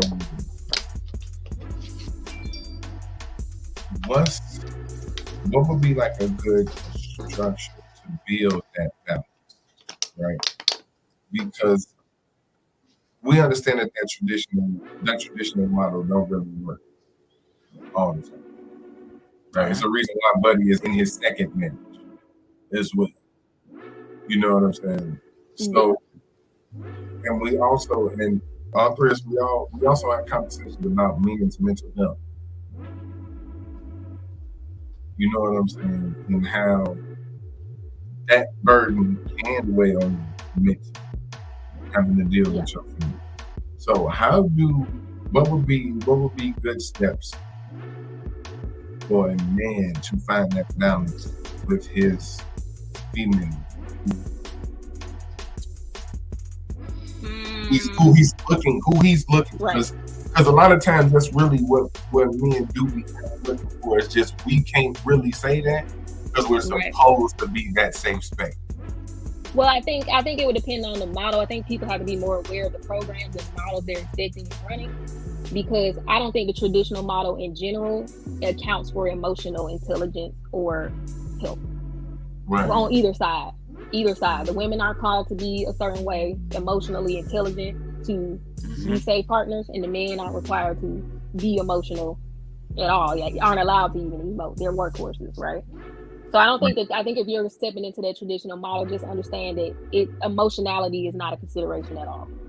No, but typically, if you were in say a traditional model, traditionally you would be Christian, which would help you with some of that behavioral and like, oh well, this is how you should treat people because of Jesus or God or whatever. So if you're leaving outside of that model, you gotta step out of it. Like you can't have expectations based on a traditional model that you're not intending to exist in. So I think that's the first step. Then you have to become secure in yourself, which is why I said I think you would have to figure out what manhood means to you, because in the old model you have what manhood is spelled out, like Judge Joe Brown said. Now you're taking it away, so you have to decide what manhood means to you. That's security. That's going to make you feel secure with no matter where you go. Like Anaya was asking me, like I'm secure in myself in an unsafe world. First of all, so you have to figure out what that means for you, and then as far as building out to protect the other people, you have to figure out what a safe space is going to mean. So I'm not a man, but for myself, because I have children under me, I have decided what a safe space will look like for us, and the model we're using is respectful parenting to create a safe space. So now I become the enforcer of respectful parenting to people who come into the space. Now I can't send my kids to school and demand the school do respectful parenting, but part of being a protector is researching, and now I'm going to look at the model of the school. Maybe I'll send them to a private school, maybe I'll send them to a hybrid school that fits more into what I think. So I think that's it starts from the self, and you work your way out, but you also have to understand the limitations of your structure when they leave your structure. And the only thing you can do as far as kids is try to be aware of where you're sending them, who you're sending them to when they leave. So. Hey, Ty Lee, bro, I know how to work a poll. I know how to work the poll now. And but listen, to Yella's question, I honestly think we need patriarchy 2.0, man. We need to upgrade it. It needs to be blended. I'm gonna say it needs to be the reason the traditional model that you're saying is not working is because women have rejected the way it was being expressed. Men were operating in a version of patriarchy that women rejected because it disenfranchised them completely. What I think though, they need to be partially enfranchised. All right, just Just give them enough, a little, just enough. 3/4, like 3/4 traditional patriarchy, 1/4 modern patriarchy. Physically, financially, and mentally, I think we need the old way. But emotionally, I think we need a new model, because emotionally, men were not our emotional well-being was not cared for by men or women. So that's what has to be updated, the emotional quotient. That way, women, if they do have to participate in the labor force to, cover costs, everybody, it seems, wants a man that could cover all of the costs, but they want the option to work. That seems to be the equation. I want him to be it would be my ideal world where he could pay all of the family's costs. But if I wanted to do something, I could do something. So that's kind of like a one in a possible. You know what I'm saying? It's a weird thing. So I really think that the traditional model, as far as men being able to financially carry it, which I know current economics do not allow, which is why I believe in a total upheaval of the current economic system. I do believe there should be a displacement. I know we've talked about that before. I do believe there should be a workforce adjustment so that men could be the financial leaders just by having the wage gap should be inflated. It should be blown out of proportion. I know that's not satisfactory to a lot of women out there, but I think women would be happier if men had more money. They would choose men faster, better, longer if we had more financial need baked into society. That's just where we are right now. Men need to have the financial heavy hand, but we need to have the emotional awareness and empathy to not wield it as a weapon. It needs to just be a tool in the tool belt. So patriarchy 2.0, man. That's where I'm at. I think it would work if the women were raised up to be capable. Like, I think in the traditional model, women get married really early. They're not mature. You get married at 18. And you start having babies. That's also part of the traditional model. So you're not able to be an emotionally safe partner for anybody because you're a kid and you start having kids. So I think if we were going to redo that, that whole idea of allowing a woman to be space to become a capable woman until she has kids, and then she maybe leaves the workforce and she can stay home and help with the kids or whatever. Maybe 5 years until they go to school or whatever, of course, if she keeps having kids. Because that's kind of, what I think when you hear women say they want the option to work, that's kind of what a lot of women do even now. Some women well, before I get married and have kids, I have a job and I'm working and I'm capable, I'm paying my bills. And then at the end of the day, when they start having kids, they want to be able to quit working. Most women want the option to be able to quit working when she has kids, or at least stay home for a certain amount of time with the kid. Some women say, well, I want to stay home for the first 3 months. And then some women say, I want to stay home until they go to grade school. And I think that's really kind of what people want. And that's kind of what I did. I worked for the most part. And then when I had my youngest, I was like, I'm done. Now, when she go to school, I might decide I want to work, but I started working on businesses and stuff. But I think that would be more of a newer model with a blend of the old one, because there are a lot of benefits to staying home with your kids. And then if the woman was able to work and become capable in her own right before she has kids, then you also don't have the anxiety and fear of, well, if he leaves, I'm gonna be financially abused because I don't have any skills, I don't have any job, I don't have nothing. That creates a certain insecurity that there's nothing a man can do about that if a woman has that. If she got married at 18 and immediately start having babies, she never worked, she never did anything, she's always gonna have that underlying insecurity of, well, if he just up and leave me, I don't have no job experience and nothing to fall back on. So can you recap that? Summarize that women should dynamic. What I think should happen. Yeah. Women should you shouldn't get married right away. I don't think you should be getting married until 23. I think every men and women need time to prove themselves capable. That's going to create that security within you. So you work, you go to school, you get a job, whatever, you get a skill, you work. And then you can even get married and still work your career. But when you start having babies, you have the option to stay home. And that's where that money comes in, that you hear a lot of women say, I want him to make more than I do. It's a lot of times because I want to know I can stay home. Right, but where's that money going to come from in your scenario? Well, that's what I was just saying. If you're talking about new patriarchy, that's why the men would need to make more. Okay. That's why men need to make more. That's always why I wanted a man who made more than me, because I knew I was going to want to have another kid, and because I already had one, I already knew that I was going to want to stay home. And so if we lose my income, like, we still need to be able to be okay. And so that's always why I look for a man who made more money than me. And I think that's why a lot of women still do. So you're agreeing with patriarchy 2.0 then? Yeah. But okay. I was just adding in what I think needs to happen for the women, because in the old school traditional model, like Yella's saying, a lot of women are emotionally immature, insecure, and just aren't even capable. And so I was saying, I think the problem was you get married so quick and start having babies. You're not going to be an emotionally capable partner, and you're not going to have that security because you haven't proven that you could do it if you needed to. So 18 to 23 is that's your time to get vested. You need to experience whatever you need to do socially. Yeah. And you grow financially and competent wise. You become independent enough in those 5 years. So there has to be some kind of like curriculum or some kind of path, because people aren't just going to stumble upon that. They're not doing it now. So there has to be some kind of direction to get those people in 5 years to be ready. Said to you that if you stay past, like if you stay single too long and if you stay by yourself, it's harder to learn how to cooperate. Like the more you build up your life, the harder it is to like integrate for both sides when y'all get older.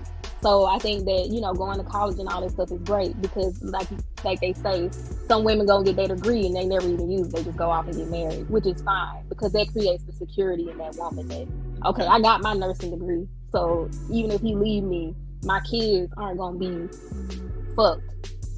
I can just go be a nurse. That's the security I have. So I think you need that. That's what's up. Now, Yella, do you believe those are sufficient? Now, she's on board with patriarchy 2.0. Do you think that's a sufficient resolution for you?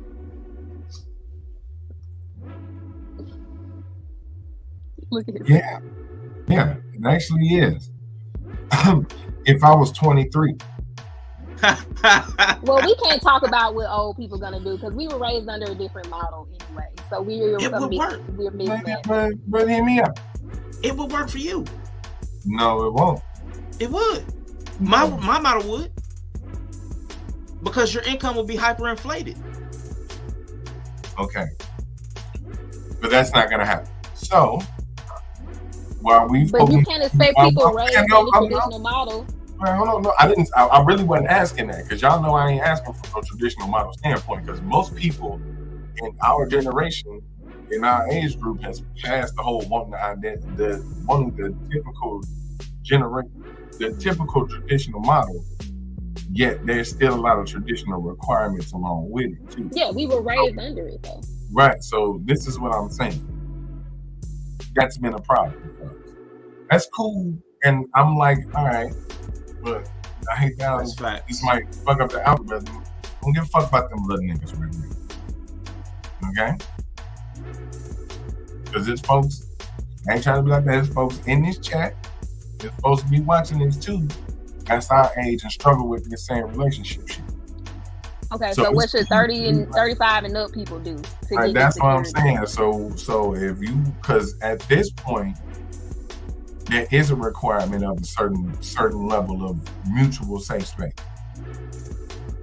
Get therapy. That's what everybody 35. If you still single and you 35 and up, and you really out here still trying to find a partnership, and you want a more modern, like, this is the thing. Like, I'm 35.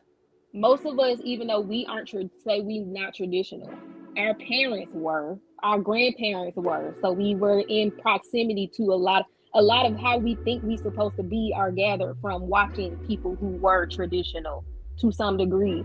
And so if you are deciding now, like the lady who's with the man, who's workhorse, a lot of people are getting now to like 35 and being like, well, now I want a new model. I want a progressive man. I want to be a progressive woman. Okay, that's fine. But now you have to understand that you have deficits because of the model you've been looking for this whole time. Both sides are going to have emotional deficits. which is what Odie talks about, because the traditional model has emotional deficits on both sides. Women are emotionally immature because we're allowed to be, because of what men are in the traditional model. And men are not emotive at all and are repressed because of what y'all are told y'all should be. So that's cool. You want to be more progressive, that's great, but you're probably going to need help, because you're probably going to have a lot of programming in you that you're not even aware of that's causing you not to be able to be as progressive as you think you are. Like, a lot of people 35 and up trying to do all this progressive stuff and ain't progressive. Like, you think you progressive. You done heard some people with some new models talking about what they do, and you like, I could do that. But then you have all these expectations that are unspoken, you're unaware of, that's affecting how you view the people who doing what you want them to do. So if you 35 and up and you want to do a progressive model, just realize you don't know what the fuck you talking about. So go get some therapy to become emotionally intelligent and emotionally regulated. So the women need to become emotionally regulated and the men need to become emotionally intelligent.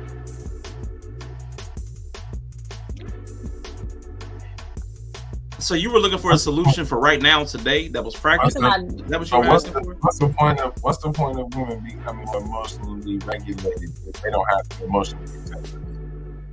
If they don't, but emotional regulation is a part of emotional intelligence, but it's the one that women lack the most. Women are able to articulate. That's not where we struggle. We're not alexithymic, but we don't emotionally regulate. That's all a part of emotional intelligence. But some people don't seem to think that. So more specifically, women need to become more emotionally regulated, and men need to become emotionally intelligent, more so in the articulation department. Like articulating what emotions you're feeling and knowing how to process.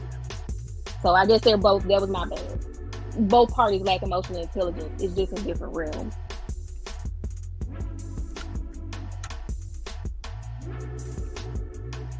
And that's our age, millennials.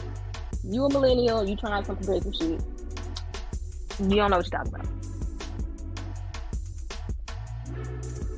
So, I mean,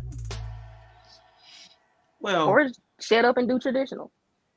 I mean, you can do that. I mean, at the end of it, most people want traditional anyway. They just want a version of it that suits their disposition.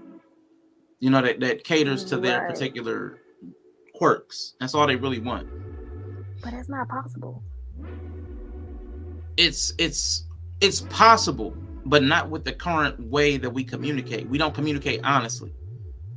People don't communicate their expectations. They don't communicate honestly when they're feeling off put by something, because you could be like, man, I really like the traditional model, and then this is where we get a barrier. Then somebody's like, but I don't want to seem like a gold digger, so I don't communicate that.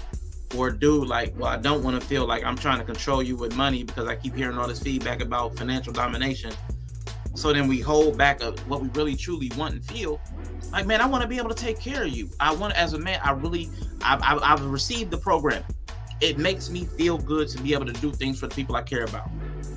It makes me Rashawn, it makes me feel good to be able to do things for people. So I want that feeling. It gives me a sense of meaning. So that model would work for me emotionally in that way. What I don't want, and what I've learned, and I can articulate now, I don't like the continuing perpetual responsibility of day to day doing that, where I have to, okay, somebody needs new shoes. God dang it, now you need new shoes. Like that, it wears you down. I don't want that. I recognize Is it just a knowing about it or having to pay it? Having to pay it isn't a problem. It's just like it's like a continual problem. It starts off, it's cute to occasionally have to do it, but then the burden is like over time. It's like, okay, it's a constant, then it becomes like it's a bill. And then it becomes a bill as opposed to a blessing. Like I'm doing something that's I'm bestowing something on you. Then it becomes an obligation. And what, like you talked about it with your like with some of the art you do. Like it's great when I do it as a hobby, but when it becomes a work, it takes the thrill out of it. I lose that feeling when it becomes an obligation and I've got to do it and I've got deadlines. All the joy leaves it. So I think that's what a lot of guys run into. We love doing stuff for people. We love people. We love pleasing people. But when it's an obligation, the person that receives it doesn't feel as grateful because it wasn't unexpected. Right. I demanded these shoes. I needed these new shoes for school. So I don't even appreciate you because I needed them to go to school. Then I don't get the satisfaction of you appreciating what I gave you. So we lose the emotional quotient out of that traditional model. So we'd have to find a way to reintroduce the emotional quotient, the satisfaction into that traditional model. I think I know Cannon and I always say, I don't need you, I want you. I really do think having a capable partner helps a lot with that. I think men choosing capable partners would help a lot with that. I think that, like, for you, like my husband was that way. He always wanted to be able to provide for his family, have his wife stay home and take care of his kids, like with his own money. It was just important for him, not based on religion, but just like that just feels nice to me. It feels like I'm useful and I'm living up to my purpose. But I think also he doesn't have that insecurity that I think is just there in those traditional models. Like the man is like, if I have one sick day, if I get hurt at this job, we on the street. That's the flaw. I'm glad you said that. That's the flaw. Because I think this is something with society too. Everybody, because I want to do a stream on this, anxiety and depression. Everybody's got anxiety and depression. What I really think is that all of us know that our position is very insecure. So we're living under the threat of everything that we have, no matter how much time we spent building it up, can be taken away from us in a moment based upon somebody else's decision. Like, and if nothing else, the pandemic definitely reinforced that fear. So I think that flaw, because back then in a traditional model, men had a skill that they could employ anywhere at any time. Like, but especially further back with the house build. I can just build a house no matter where I'm at. There's but if he got sick, if he got sick, well, there was more community, right? There was more community to like help your family. If you had to leave them behind, they got their cousins and their mamas. They got all the people around, and they're gonna be okay.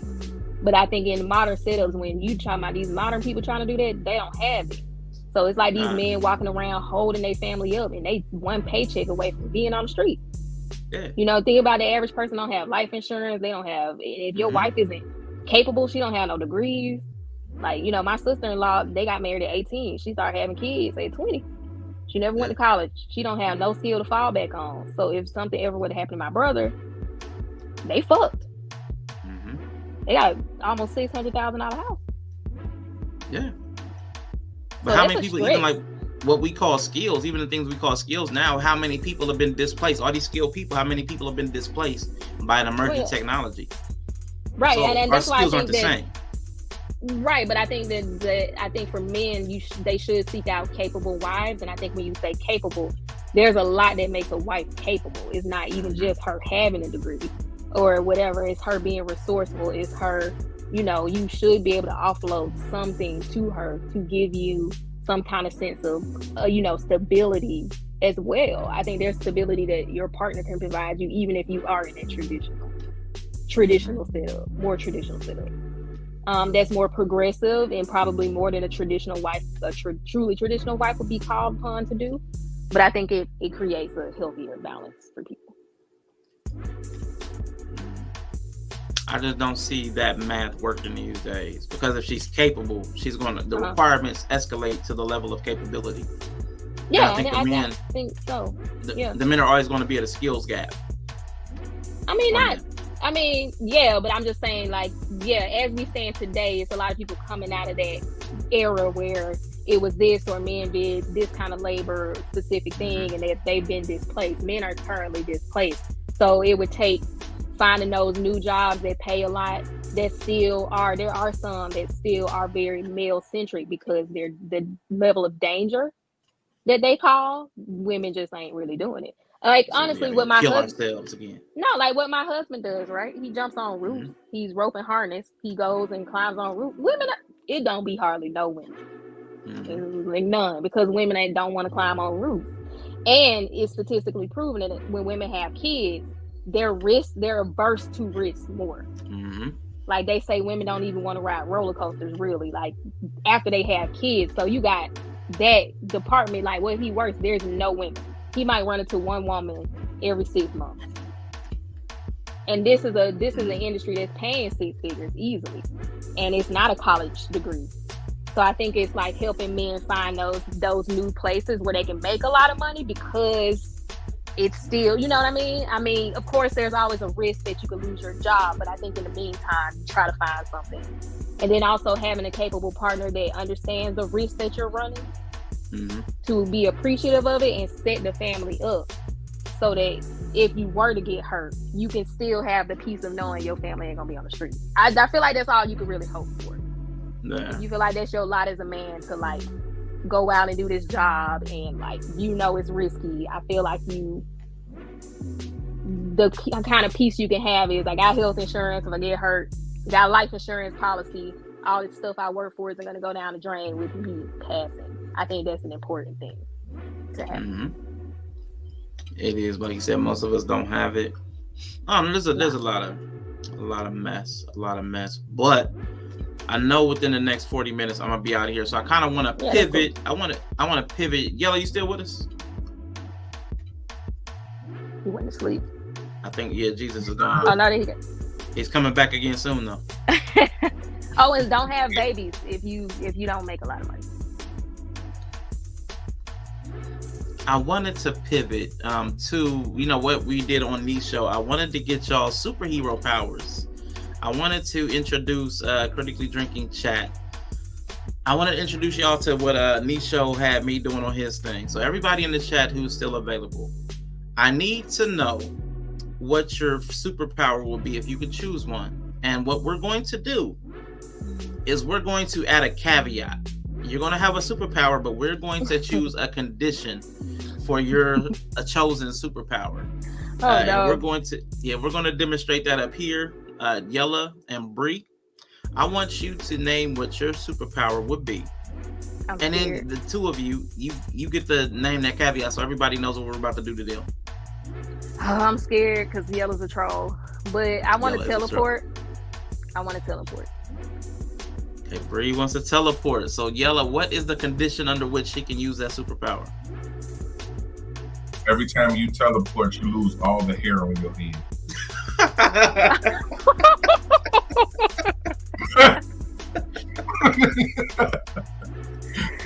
Ooh, I'll take this. That's better than what I thought of. What's your caveat, Rashawn? Nah, I was gonna let it go, man. So, man, if that's gonna be it, Jesus Christ, man, that's a good one. That took me out. I wasn't even thinking. I wasn't even trying to think about one. Every time you teleport, I thought about on the boys when if he teleports, it's somebody they naked. Like when they appear, they naked. Yeah, okay. Like every time you teleport, with them. You only teleport into the nearest bathroom that's occupied. Oh no! Nearest occupied. Yeah. No. And no matter how small it is, no matter how small. Oh no! Like even a porta potty. Even a porta potty, you might be on somebody's lap in there, like, excuse me. Oh no! Yeah. Or you can only teleport right from one porta potty to another. Oh man, man. But it still got to be occupied. It still got to be occupied. Yeah, so you got to go in there when somebody else is in there. No, I like that. Terrible. All right, so NA wants the power of flexibility. So I'm assuming like Reed Richards, stretchy flexibility, just insane, inhuman flexibility. So you can stretch as much as you want, as far as you want. Oh man, but you're stuck. You're stuck in your last stretchy position for at least 5 minutes. You're stuck no matter how far you stretch. So if you stretch and flex and grab something from off a reach, your arm is really long for like 5 minutes. You're just stuck like that. That would be uncomfortable and awkward. Because you just imagine her dragging limbs like because she can't stretch back. Right. Inya said flying. One of y'all give Inya a caveat. She's gonna fly. Y'all, you know the ones I picked yesterday. Go ahead and give it to her. When you fly, you have bubble guts with explosive diarrhea the whole time. That would be terrible. So you can fly in, y'all, but you got explosive diarrhea the entire time. Bubble guts and explosive diarrhea. So would you still do it? Spaghetti Junction. I got one for a night. You got one? All right. You can fly, but only when listening to Kevin Samuels. Oh! Oh! Yes! You gotta put on. Oh, you can fly as long as you want, but you gotta listen to the Manosphere the whole time. That powers you. Manosphere powers you up. Ooh, I like it. That's very specific to Enya. I'm still trying to think of a terrible caveat for this stretching one, because I feel like for the stretching one, yeah, really terrible one. I feel like I can come up with a really terrible. Oh, I got a better one. You got flexibility. But anytime that you're not stretching, like if you're not actively stretching, all the rest of the time you're arthritic. Oh no. Anytime you're resting, you're arthritic. So you either always got to be stretching, or you're sitting there arthritic. That's terrible. I know. Damn, okay, can I release the poop? Yours was a nicer one? Yours was a nicer one? My bad. Mine was kind of dark too. I ain't even gonna lie in there. He said it was dark? Oh no. It was kind of dark. The first time she said it, like flexibility, mine was dark. Like, I was gonna say she had to shrink her limbs to like baby limbs. Shrinking limbs to baby limbs. You gotta have baby limbs after they gotta recover with baby arms and baby limbs. And baby legs. And they don't take this personal. Do not take this personal, okay? But I gotta say it because it just sounds terrible. I gotta say it. For every second you're stretching, you lose a second off your life. Ooh. So you're stretching and shrinking at the same time. Yeah. Like the best. Damn. Yep. That'll be the movie. That would be in the movie. Ooh. Yeah, that would be. A movie. For every second you stretched out, you lose a second. Wow. Sorry, and I hope terrible. I ain't. I know. That's terrible. Because like you said, that sounds like a movie. So that was like a stretch of time. A length of time. Oh man. Okay, so Danique wants to be able to move faster than the speed of light.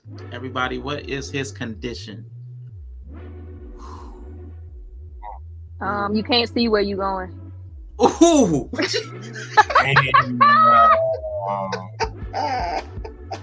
Good, but you better know you go. Yo. Wow. But if you're moving faster than the speed of light, how would you see? Wow. Because you need light to see. Right. Man, that's messed up. You'd be blind. That might be that was smart. That was smart. That was like subtly genius. Like you're moving faster than light, so you're blind. You're night blind because you're running faster than the light. That is crazy. Okay, Bree. Okay. Bree with the subtle brilliance. Let me write the marble real quick. And DC, I got a question. Moving faster than the speed of light. Danny running right into a train and like man. Nah, we gonna be killed probably, right? Man, something. Well, he would die. Yeah, no, he would die if he ran into a train. I'm thinking. Yeah. My power would probably be my power would be super strength. I ain't gonna lie. Your power would be super strength. Yeah, I just like the idea of just being there. So Yella didn't pick. Yella picked super strength. So everybody come up with a caveat for Yella. I'm still trying to come up with one for Danique. He's moving faster than light. Okay, I got one for Yella. But you just have uncontrollable giggles the whole time. Because I feel like when I laugh real hard, I lose all of my strength. So I would be. Yo. You ever started laughing when you arm wrestling? I feel like you lose strength when you laugh. Don't you like lose strength when you laugh? Yeah, you do. It feels like it. You lose control of yourself. Yeah. Like your muscles relax or they tense. Like they tense and relax uncontrollably. So man. Okay, so Danny, moving faster than the speed of light, man. I keep thinking of morbid stuff too. Like I keep thinking about all his body parts don't move at the same speed. Like his muscles and his bones don't move at the same speed. Oh no. I want to do something right. I want to do something different. Oh no. Like, I want to do something different. How about this? You run at the speed of light, but you feel all of the friction. All of the wind friction, you feel all of it. Shit. Ooh, that wind shear. Yeah, wind shear, yeah. All right. Now, it doesn't tear your face off, but you feel it. Now, Ty Lieber wants to read minds. Oh my God, Ty Lieber wants to read minds. I got one, but you read them all the time. You read all the minds. You can't pick and choose a mind. You're just hearing everybody's voice in your head, like Charles Xavier did. What about y'all? Give Ty Lieber a caveat. She's reading minds. Oh, I got a better one. She's reading minds, but she can only hear them in a language she doesn't know. Well, that's not helpful. I know. Danica and Inga had one for yellow. They had one for yellow. For the mind reader, you can read minds, but whatever thought you hear, you have to say it out loud as if it's your own thought. Oh, that's even better. Oh, that's even better. I was gonna say you gotta read mind. You can read minds, but if you read thoughts, you immediately implant yourself in that thought, and you have to relive it. You have to relive. Oh man! Oh no! They playing charades. She gotta act. You gotta live out the thought. You gotta live out. You like experience the thought the person's having. Yep. Like you gotta experience the thought. Yep. Wow. So it's like you know what I'm saying? Off that motherfucker right now. And if that's the thought you hear, you have to live that out. That vision. Like you live out that vision. Yep. That's a Raven style. Like you just be standing there and shit. Yeah. Super strength, but only lower body. So squats would be insane, but you got toothpick arms. That would be crazy. That's not useful as well. Wow, you can only use super strength when people are habitually line stepping and whispering mean things to you. That's not what needed. That's not what needed tonight. Hey, and they dooming you to a life of marriage. You gotta be married to use your super strength. Damn. This feel like an attack. Don't. Yeah, that should just be the caveat for Rashawn and you to use any power. Gotta be married. Why? So y'all would be married. You said incentivize men. We get superpowers. Hey, that would do it. That would do it. But if you get these whack superpowers with all these terrible like caveats, then it'll be a trick. It'll be a trick. Oh, it would be. It's a trap. That's good. Trap, man. Nah, that was good. What about you, Quantum? What would be a superpower? Oh, did I say? No. I don't think I said. No, for me, it's always been flying, but I'm gonna pick a different one since somebody said flying. Invisibility.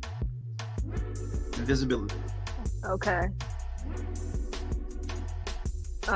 Invisibility. Mm-hmm. I always think about this as invisibility, like we can see your organs. Like you're invisible. My skin is invisible. Yeah, you see your bones, just like your lungs, your heart, your kidneys, like just the organs, not even the bones, like just flying and pissing. I don't know. I always thought that would be terrible. It would be, man. That would be horrible. That would be horrible. Oh God.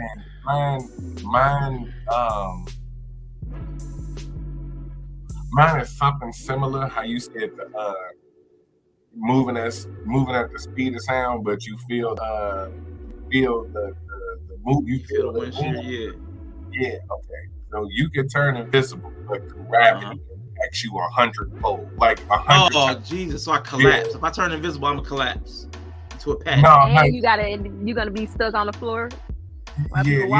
Like you become really heavy. Let me just say it like that. You become really heavy. You still standing up, but you become really heavy. So every step like is 10 times heavier. Gravity makes your movement to where like every step becomes a struggle. Like you can go fully on invisible, but you basically move at a fucking snail's pace. I'm laughing at these. You talking about your body. Well, I know that was a good one. I'm invisible with my you body moving slow and you muscle. You just immediately instant muscle. Instant muscle. We can't see you, but we smell you. Bree wanted to teleport. Bree wanted to teleport, but she's got to teleport to and from occupied porta potties. Yes. Bree can teleport, but she's got to go into occupied porta potties. I hate porta potties. Yeah. Like, I would never teleport. Patty. Come on, Quantum. What's your Oh! That's so perfect because it's porta potties. Teleporta potties. Yeah. I didn't even think about that. Teleporta potties. That should be a movie because it's like, yeah, you need a portal. You need porta potty. Teleportal. That would be your superhero name. Teleportal. Porta potty. I had to open my own porta potty business or something. Yeah. That'd be my cover. I'll just have a worldwide porta potty business. It would benefit me to do that. Porta Patty. That'll be her name. Porta Patty. Oh, snap. Y'all terrible. Porta Patty. Okay. So we got superhero powers. And we got the conditions.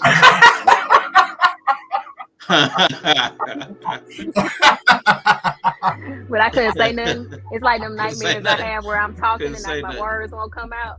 Or like I only get like 2 words out and I can't finish a sentence. Nobody can hear me. It'd be like this. Damn, y'all everybody is strong. Tiny baby hands and no torso. Everybody gave you T-Rex arms, bro. Yeah. Damn. All right, cool. I guess I can just jump then. I can kick the fuck out of something. The most useless strength ever. Man. Yeah. You know what? If I let Yella have super strength, then he wouldn't be able to talk. That would be my caveat. Yeah, he got a super strength, but he can't say nothing. No yelling. Muscle head.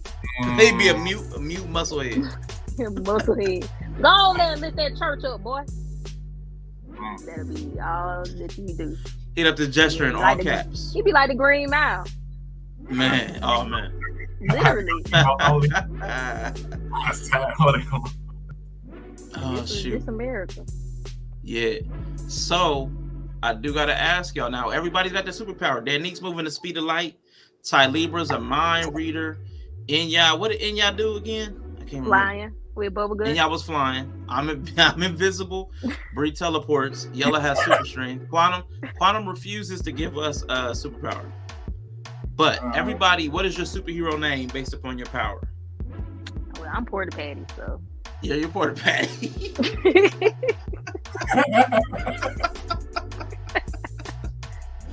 Oh god. I like the name. I'll be Invisibum. I'll be Invisibum because I smell like a homeless person every time I turn invisible. That's nice. I like it. Invisibum. What about you, Yella? I mean, I don't know, man. I'm being horrible. I don't even know which one to sign off. Yeah, you gotta pick. You want the lower body strength? Yeah, man. I want the full strength, so I'm gonna have to go with Rashawn's, where you have to be quiet. So I guess I'll be the Silent Giant. Silent Giant. All right. Ty Libra, what's your nickname? Inya, what's your nickname? Danique, if you still there, what's your nickname? What's your superhero name? That lady was bored. I think Quantum is back when we were talking about that lady in that marriage. Yeah. Oh, okay. Yes, she is. Inya said Bubble Gutter. That lady was bored. Bubble Gutter. Bubble Gutter, that's your name? Bubble Gutter? I like that. Chocolate Rain. She needs chocolate rain. A bubble gutter. Gutter. Oh, Lord. Ty Libra, let me see. She's a mind reader. And which one? Jabber Jane. Okay. Jabber Jane. I like it. But is she living out the vision, or she got to say the thought out loud? Like it's her own? See, I think she's using the thought. I think she's using the thought out loud. Yeah. Yeah, okay. So she's always just saying stuff randomly, and everybody thinks she got Tourette's. She just randomly saying she's probably gonna be locked up in a Elastic in the A. Okay, so you don't want to put your whole name out there with your superhero moniker. But Elastic in the A. Okay, I like it. I like it. Elastic. Because what was she? Elastic, and then yeah, she could stretch. She was it flexible? Flexibility. You can be a nasty. But she's Anastic. I like it. Okay, it sounds nasty though. She is so far. I know. He is so far. Because usually it's us, like as the streamer, usually you're so far behind in chat. She is so far behind. Oh shit! You already just when she gets to this. That's all right. She raging out. We over here giggling. She going home. We get it. She over here having the time of our life. Oh, she goes. Oh shoot! That's fun, man. I don't think I ever had that happen before. Somebody was that far behind. I love it. She catching up. I appreciate. This is what you get for your streams being all over the place. I love this it. is what you get for Man, your stream I being love it. serious, and then your stream goes from serious to fun. Hey man, listen. I don't know what to say. That Nick moves super speed, but he jetted up out of here so fast we didn't get a name for him. So, what man, was it? The speed with the wind shear? Yeah. So man. Oh, that's a hard one. Ugh. I know. It might just have to be wind shear. I mean, I have to be because wind moves fast. Windbreaker. I like it. That's cute. I like it. We like that. Windbreaker. We be the worst superheroes ever. Man, we would be the worst superheroes, man. We definitely the B team. We definitely ain't getting called on the world saving stuff. Damn, It's like, not like on One Punch Man. Somebody, they got the tiers of the heroes, like S tier heroes, and then you at the bottom. And it'd be like Silent Giant, Jabber Jane. There's a cat in a tree on 5th. Right. Yeah, right.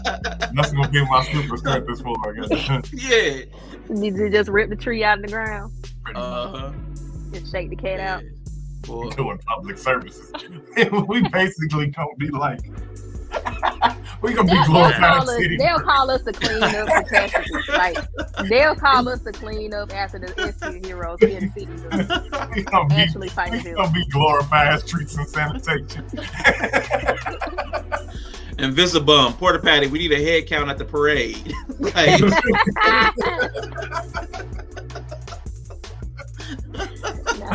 I think we would end up just being a cleanup crew, honestly, because you know how the S tier heroes tear the city up when they fight.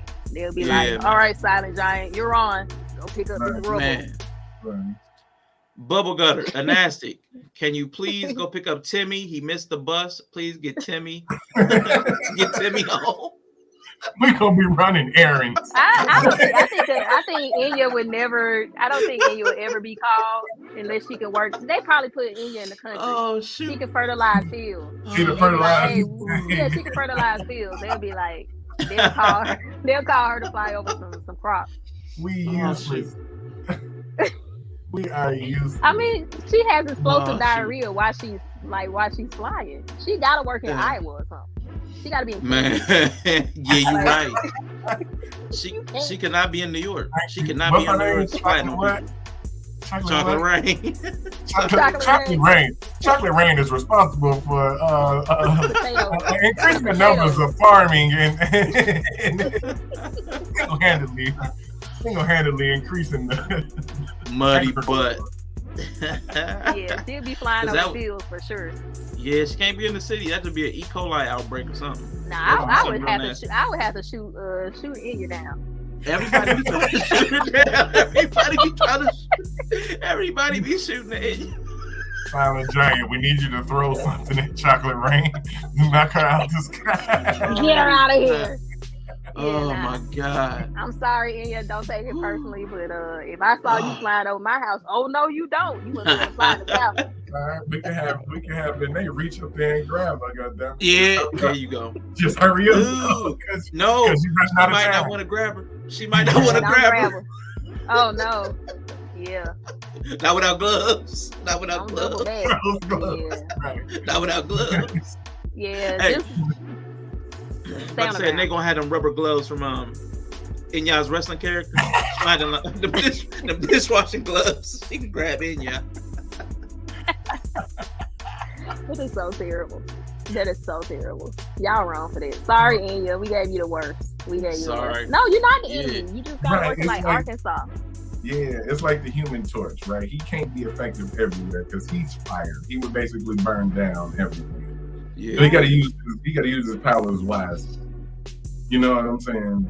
So, yeah, you be helpful. Which goes, that's a life lesson. Like, go where you're useful.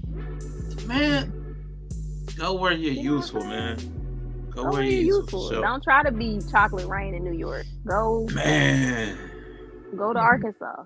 Go to Arkansas and spray that field. Just spray. Yeah. Let loose. Yeah, that's good. A whole middle America got you. You know what I'm saying? Yeah, man, they need you. They need you out here. You be their hero. Oh my God, would they be able to call those crops organic? Yeah. I mean, would there need to be a label like these? No, poop is organic. I mean, because there's like pesticide labels, but what if it's like, I mean, is it like a poopicide? Like poopicide? Like these were grown through superhero poop. Well, I mean, realistically though, human poop has to sit for a year before it's being able to use on crops. You can use it on underground crops, but you can't use it on above ground crops. Oh, so you knew that and was telling her to go spray people's fields. But she can do. I said potatoes. But she's flying. Oh, okay. But they be on the ground. Potatoes be on the ground. Right. Okay, so you can spray the ground. Like that. Yeah. If the ground, okay, it can't get directly on. But don't go over nobody's strawberry field. Got you. Okay, I see what you're saying now. Right. No corn or nothing like that. Nothing growing. Yeah, no Me and y'all could work together because she's pooping and I smell like my body odor is magnified. So, oh yeah, what were we saying Rashawn to do? Funky man. To smoke out terrorists? Like I would be a gas. What is it? The gas when they throw grenades. Tear grenades. Yeah. I break up riot. Nah, I mean we would just send you into bunkers and just tell you to be invisible like a stink bomb. Yeah, and they'll run out. Oh, what's that thing? What's that thing people do under the Dutch oven? That should be my nickname, Dutch oven. I just go in invisibly and smoke people out. Hell no. Arkansas has enough itch we don't need anymore. It's a black superhero named the Dutch Oven. Dutch Oven, man. He's an American hero. Right. He smoked silent but deadly, boy. That'd be beautiful. That really talking about this like it's really gonna happen, which makes it more hilarious. Well, this is a good analogy to life about are you really bad or are you just not utilizing your talents in the right way? That's fair. Jesus would. That's fair. Why be where you're seen as the villain where you can go and be seen as the hero? Well, I'm a capitalist, so I'm opening up my porta potty business. So, porta potty. Yeah, I would open up my own worldwide porta potty business, so I can teleport to my own porta potties. They could be 2-person porta potties, so that you could take your toddlers and your kids in. But now it'll really be a space for me to teleport in there without being on your lap. With me in the world, wouldn't you want to use the porta potties with space for me not to teleport on your lap? See, I would dominate the porta potties. Mm-hmm. That's actually kind of smart. You see what I'm saying? You could make your porta potties with an entire little back entrance that like is only accessible by you, like through like biometrics or like something. So you can always porta potty to a space where nobody's actually inhabiting the porta potty. Right. And but somebody got to be in it. But it's still got to be somebody in it. But with me being a menace in the world, would you want to take the risk of being in the porta potty I'm a teleporter to? Yeah. I wouldn't. Okay, exactly. So use mine. Yeah. They're gonna be nice too. They're gonna be rose gold. Oh man, and if somebody running and they can run into the porta potty and call you for help. You see what I'm saying? Occupied by me. You just send a beam up like the bat signal when I'm in it. Bree's actually making something that should have been a deficit sound like an enhancement. Like that's ridiculous. Capitalism. That's ridiculous. That should have been a loss, but she's like, no, I'm gonna turn this into profit. Yes. Right. Patty for city use only used to catch bubblegum food. Yeah, you gotta sit Anaya in the porta potty. I can only teleport to the one she's sitting in. That's hilarious. So we have to work together. Yeah. But that was a good way to change the energy from earlier. You know, we started off heavy, went a little strong with the patriarchy and we ended up a little light. But I'm definitely getting ready to get out here in the next 10 minutes. Yella, Bree, I appreciate y'all for coming up for sure. Y'all know we squad up all day. I want to get y'all's closing thoughts, man. When can people expect to see y'all next? What are y'all going to be doing soon? Y'all won't be on this weekend. But give us y'all's closing thoughts. Let's go ahead and start up with Yella, since he was last man in, first man out. Bam. All right, y'all know what time it is. It's Yella. Y'all know where to find me. Yella Pill Coffee. At all places. I'm actually about to go live in a few minutes over on my channel. I was gonna go live before this, but it's all good. So I'm about to go live over there. Probably keep the conversation going for a little bit. So make sure y'all come check me out. Other than that, man, most nights come catch me on Twitch. I'm doing Yellow Pill Wrestling. It's the funny shit out there. It's dope. Everybody's having a good time. So you can come through and have some fun, man. Other than that, I'll enjoy the rest of your day. Hopefully I'll see you in a bit. Hey, real quick, when you said you're about to go live now, Twitch or YouTube? Probably both. Okay. I'm about to do All a right. chat. Yeah, I'm about to do it. Keep the chatty I'm shit. going to put his links in the chat so everybody can go over and sub up on Twitch, and YPW should be YouTube. They should come up shortly, hopefully. Twitch, boom. All right, cool. So, Bree, give us your closing thoughts on what you're going to be doing also. Thanks for holding the space for the conversation. For my midday chats. I don't know when I'm gonna be back. I'm just doing a lot. I know me and Canada are. I think she should be releasing what we filmed soon. I don't know. I feel like I'm off, but we did film, and I don't think she's released it yet. So be on the lookout for that. And then I'm supposed to be on these Shoguns on Tuesday.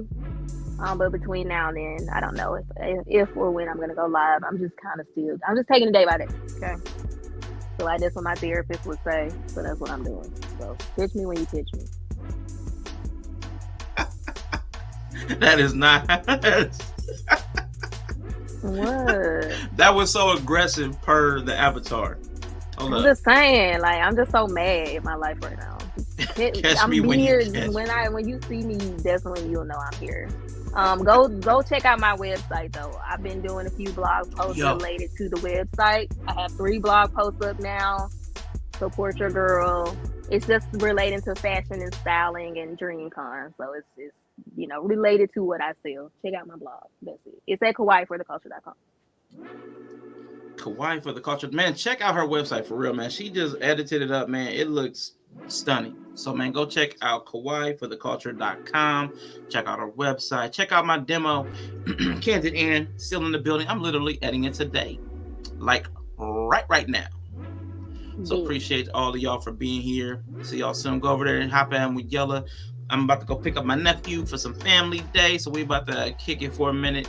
And like talking about provision, I'm looking forward to being able to surprise the fam. I'm paying for dinner. Nobody knows it unless my mom's watching, and she knows. But I'm gonna pick up some dinner on the way. So, everybody, really appreciate y'all for coming through. Hit those links. Go over to Yella either on Twitch or YouTube. He will be there shortly. Bree, Yella, thank you. I will be back on Tuesday for certain. But I'm almost sure I'm going to be back over the weekend. Saturday and Sunday. My homeboy's going to be out of town. So I'm probably just going to be here. Probably a few hours each day, hanging out. One day I want to talk about jealousy. So I put together a little something on jealousy, so I want to do that. And then the other day, maybe we'll just kick it. Another open panel. People can come up, people cannot. Either way, doesn't matter. So I will talk to y'all soon. Hope y'all have a good day. I didn't run the intro, not running the outro. Thank you everybody who donated. Man, I really appreciate the love and support. It means a lot. So I'm going to definitely be here. Be here often. As much as I can. I will see y'all next time. Nah, maybe I am going to run the outro. Maybe I am. Is it Umar time? I don't know why, man. I did Umar earlier. All right, man. It's going to be preacher time, man. We're going to do the preacher. Where the preacher at? Where's the preacher at? God bless the food, goddammit. God bless the food. Now, I'm going to tell y'all something. I'm going to end this goddamn thing.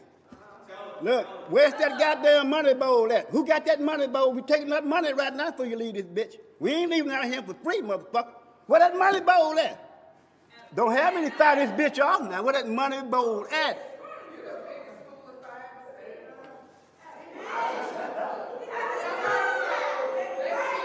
Don't you?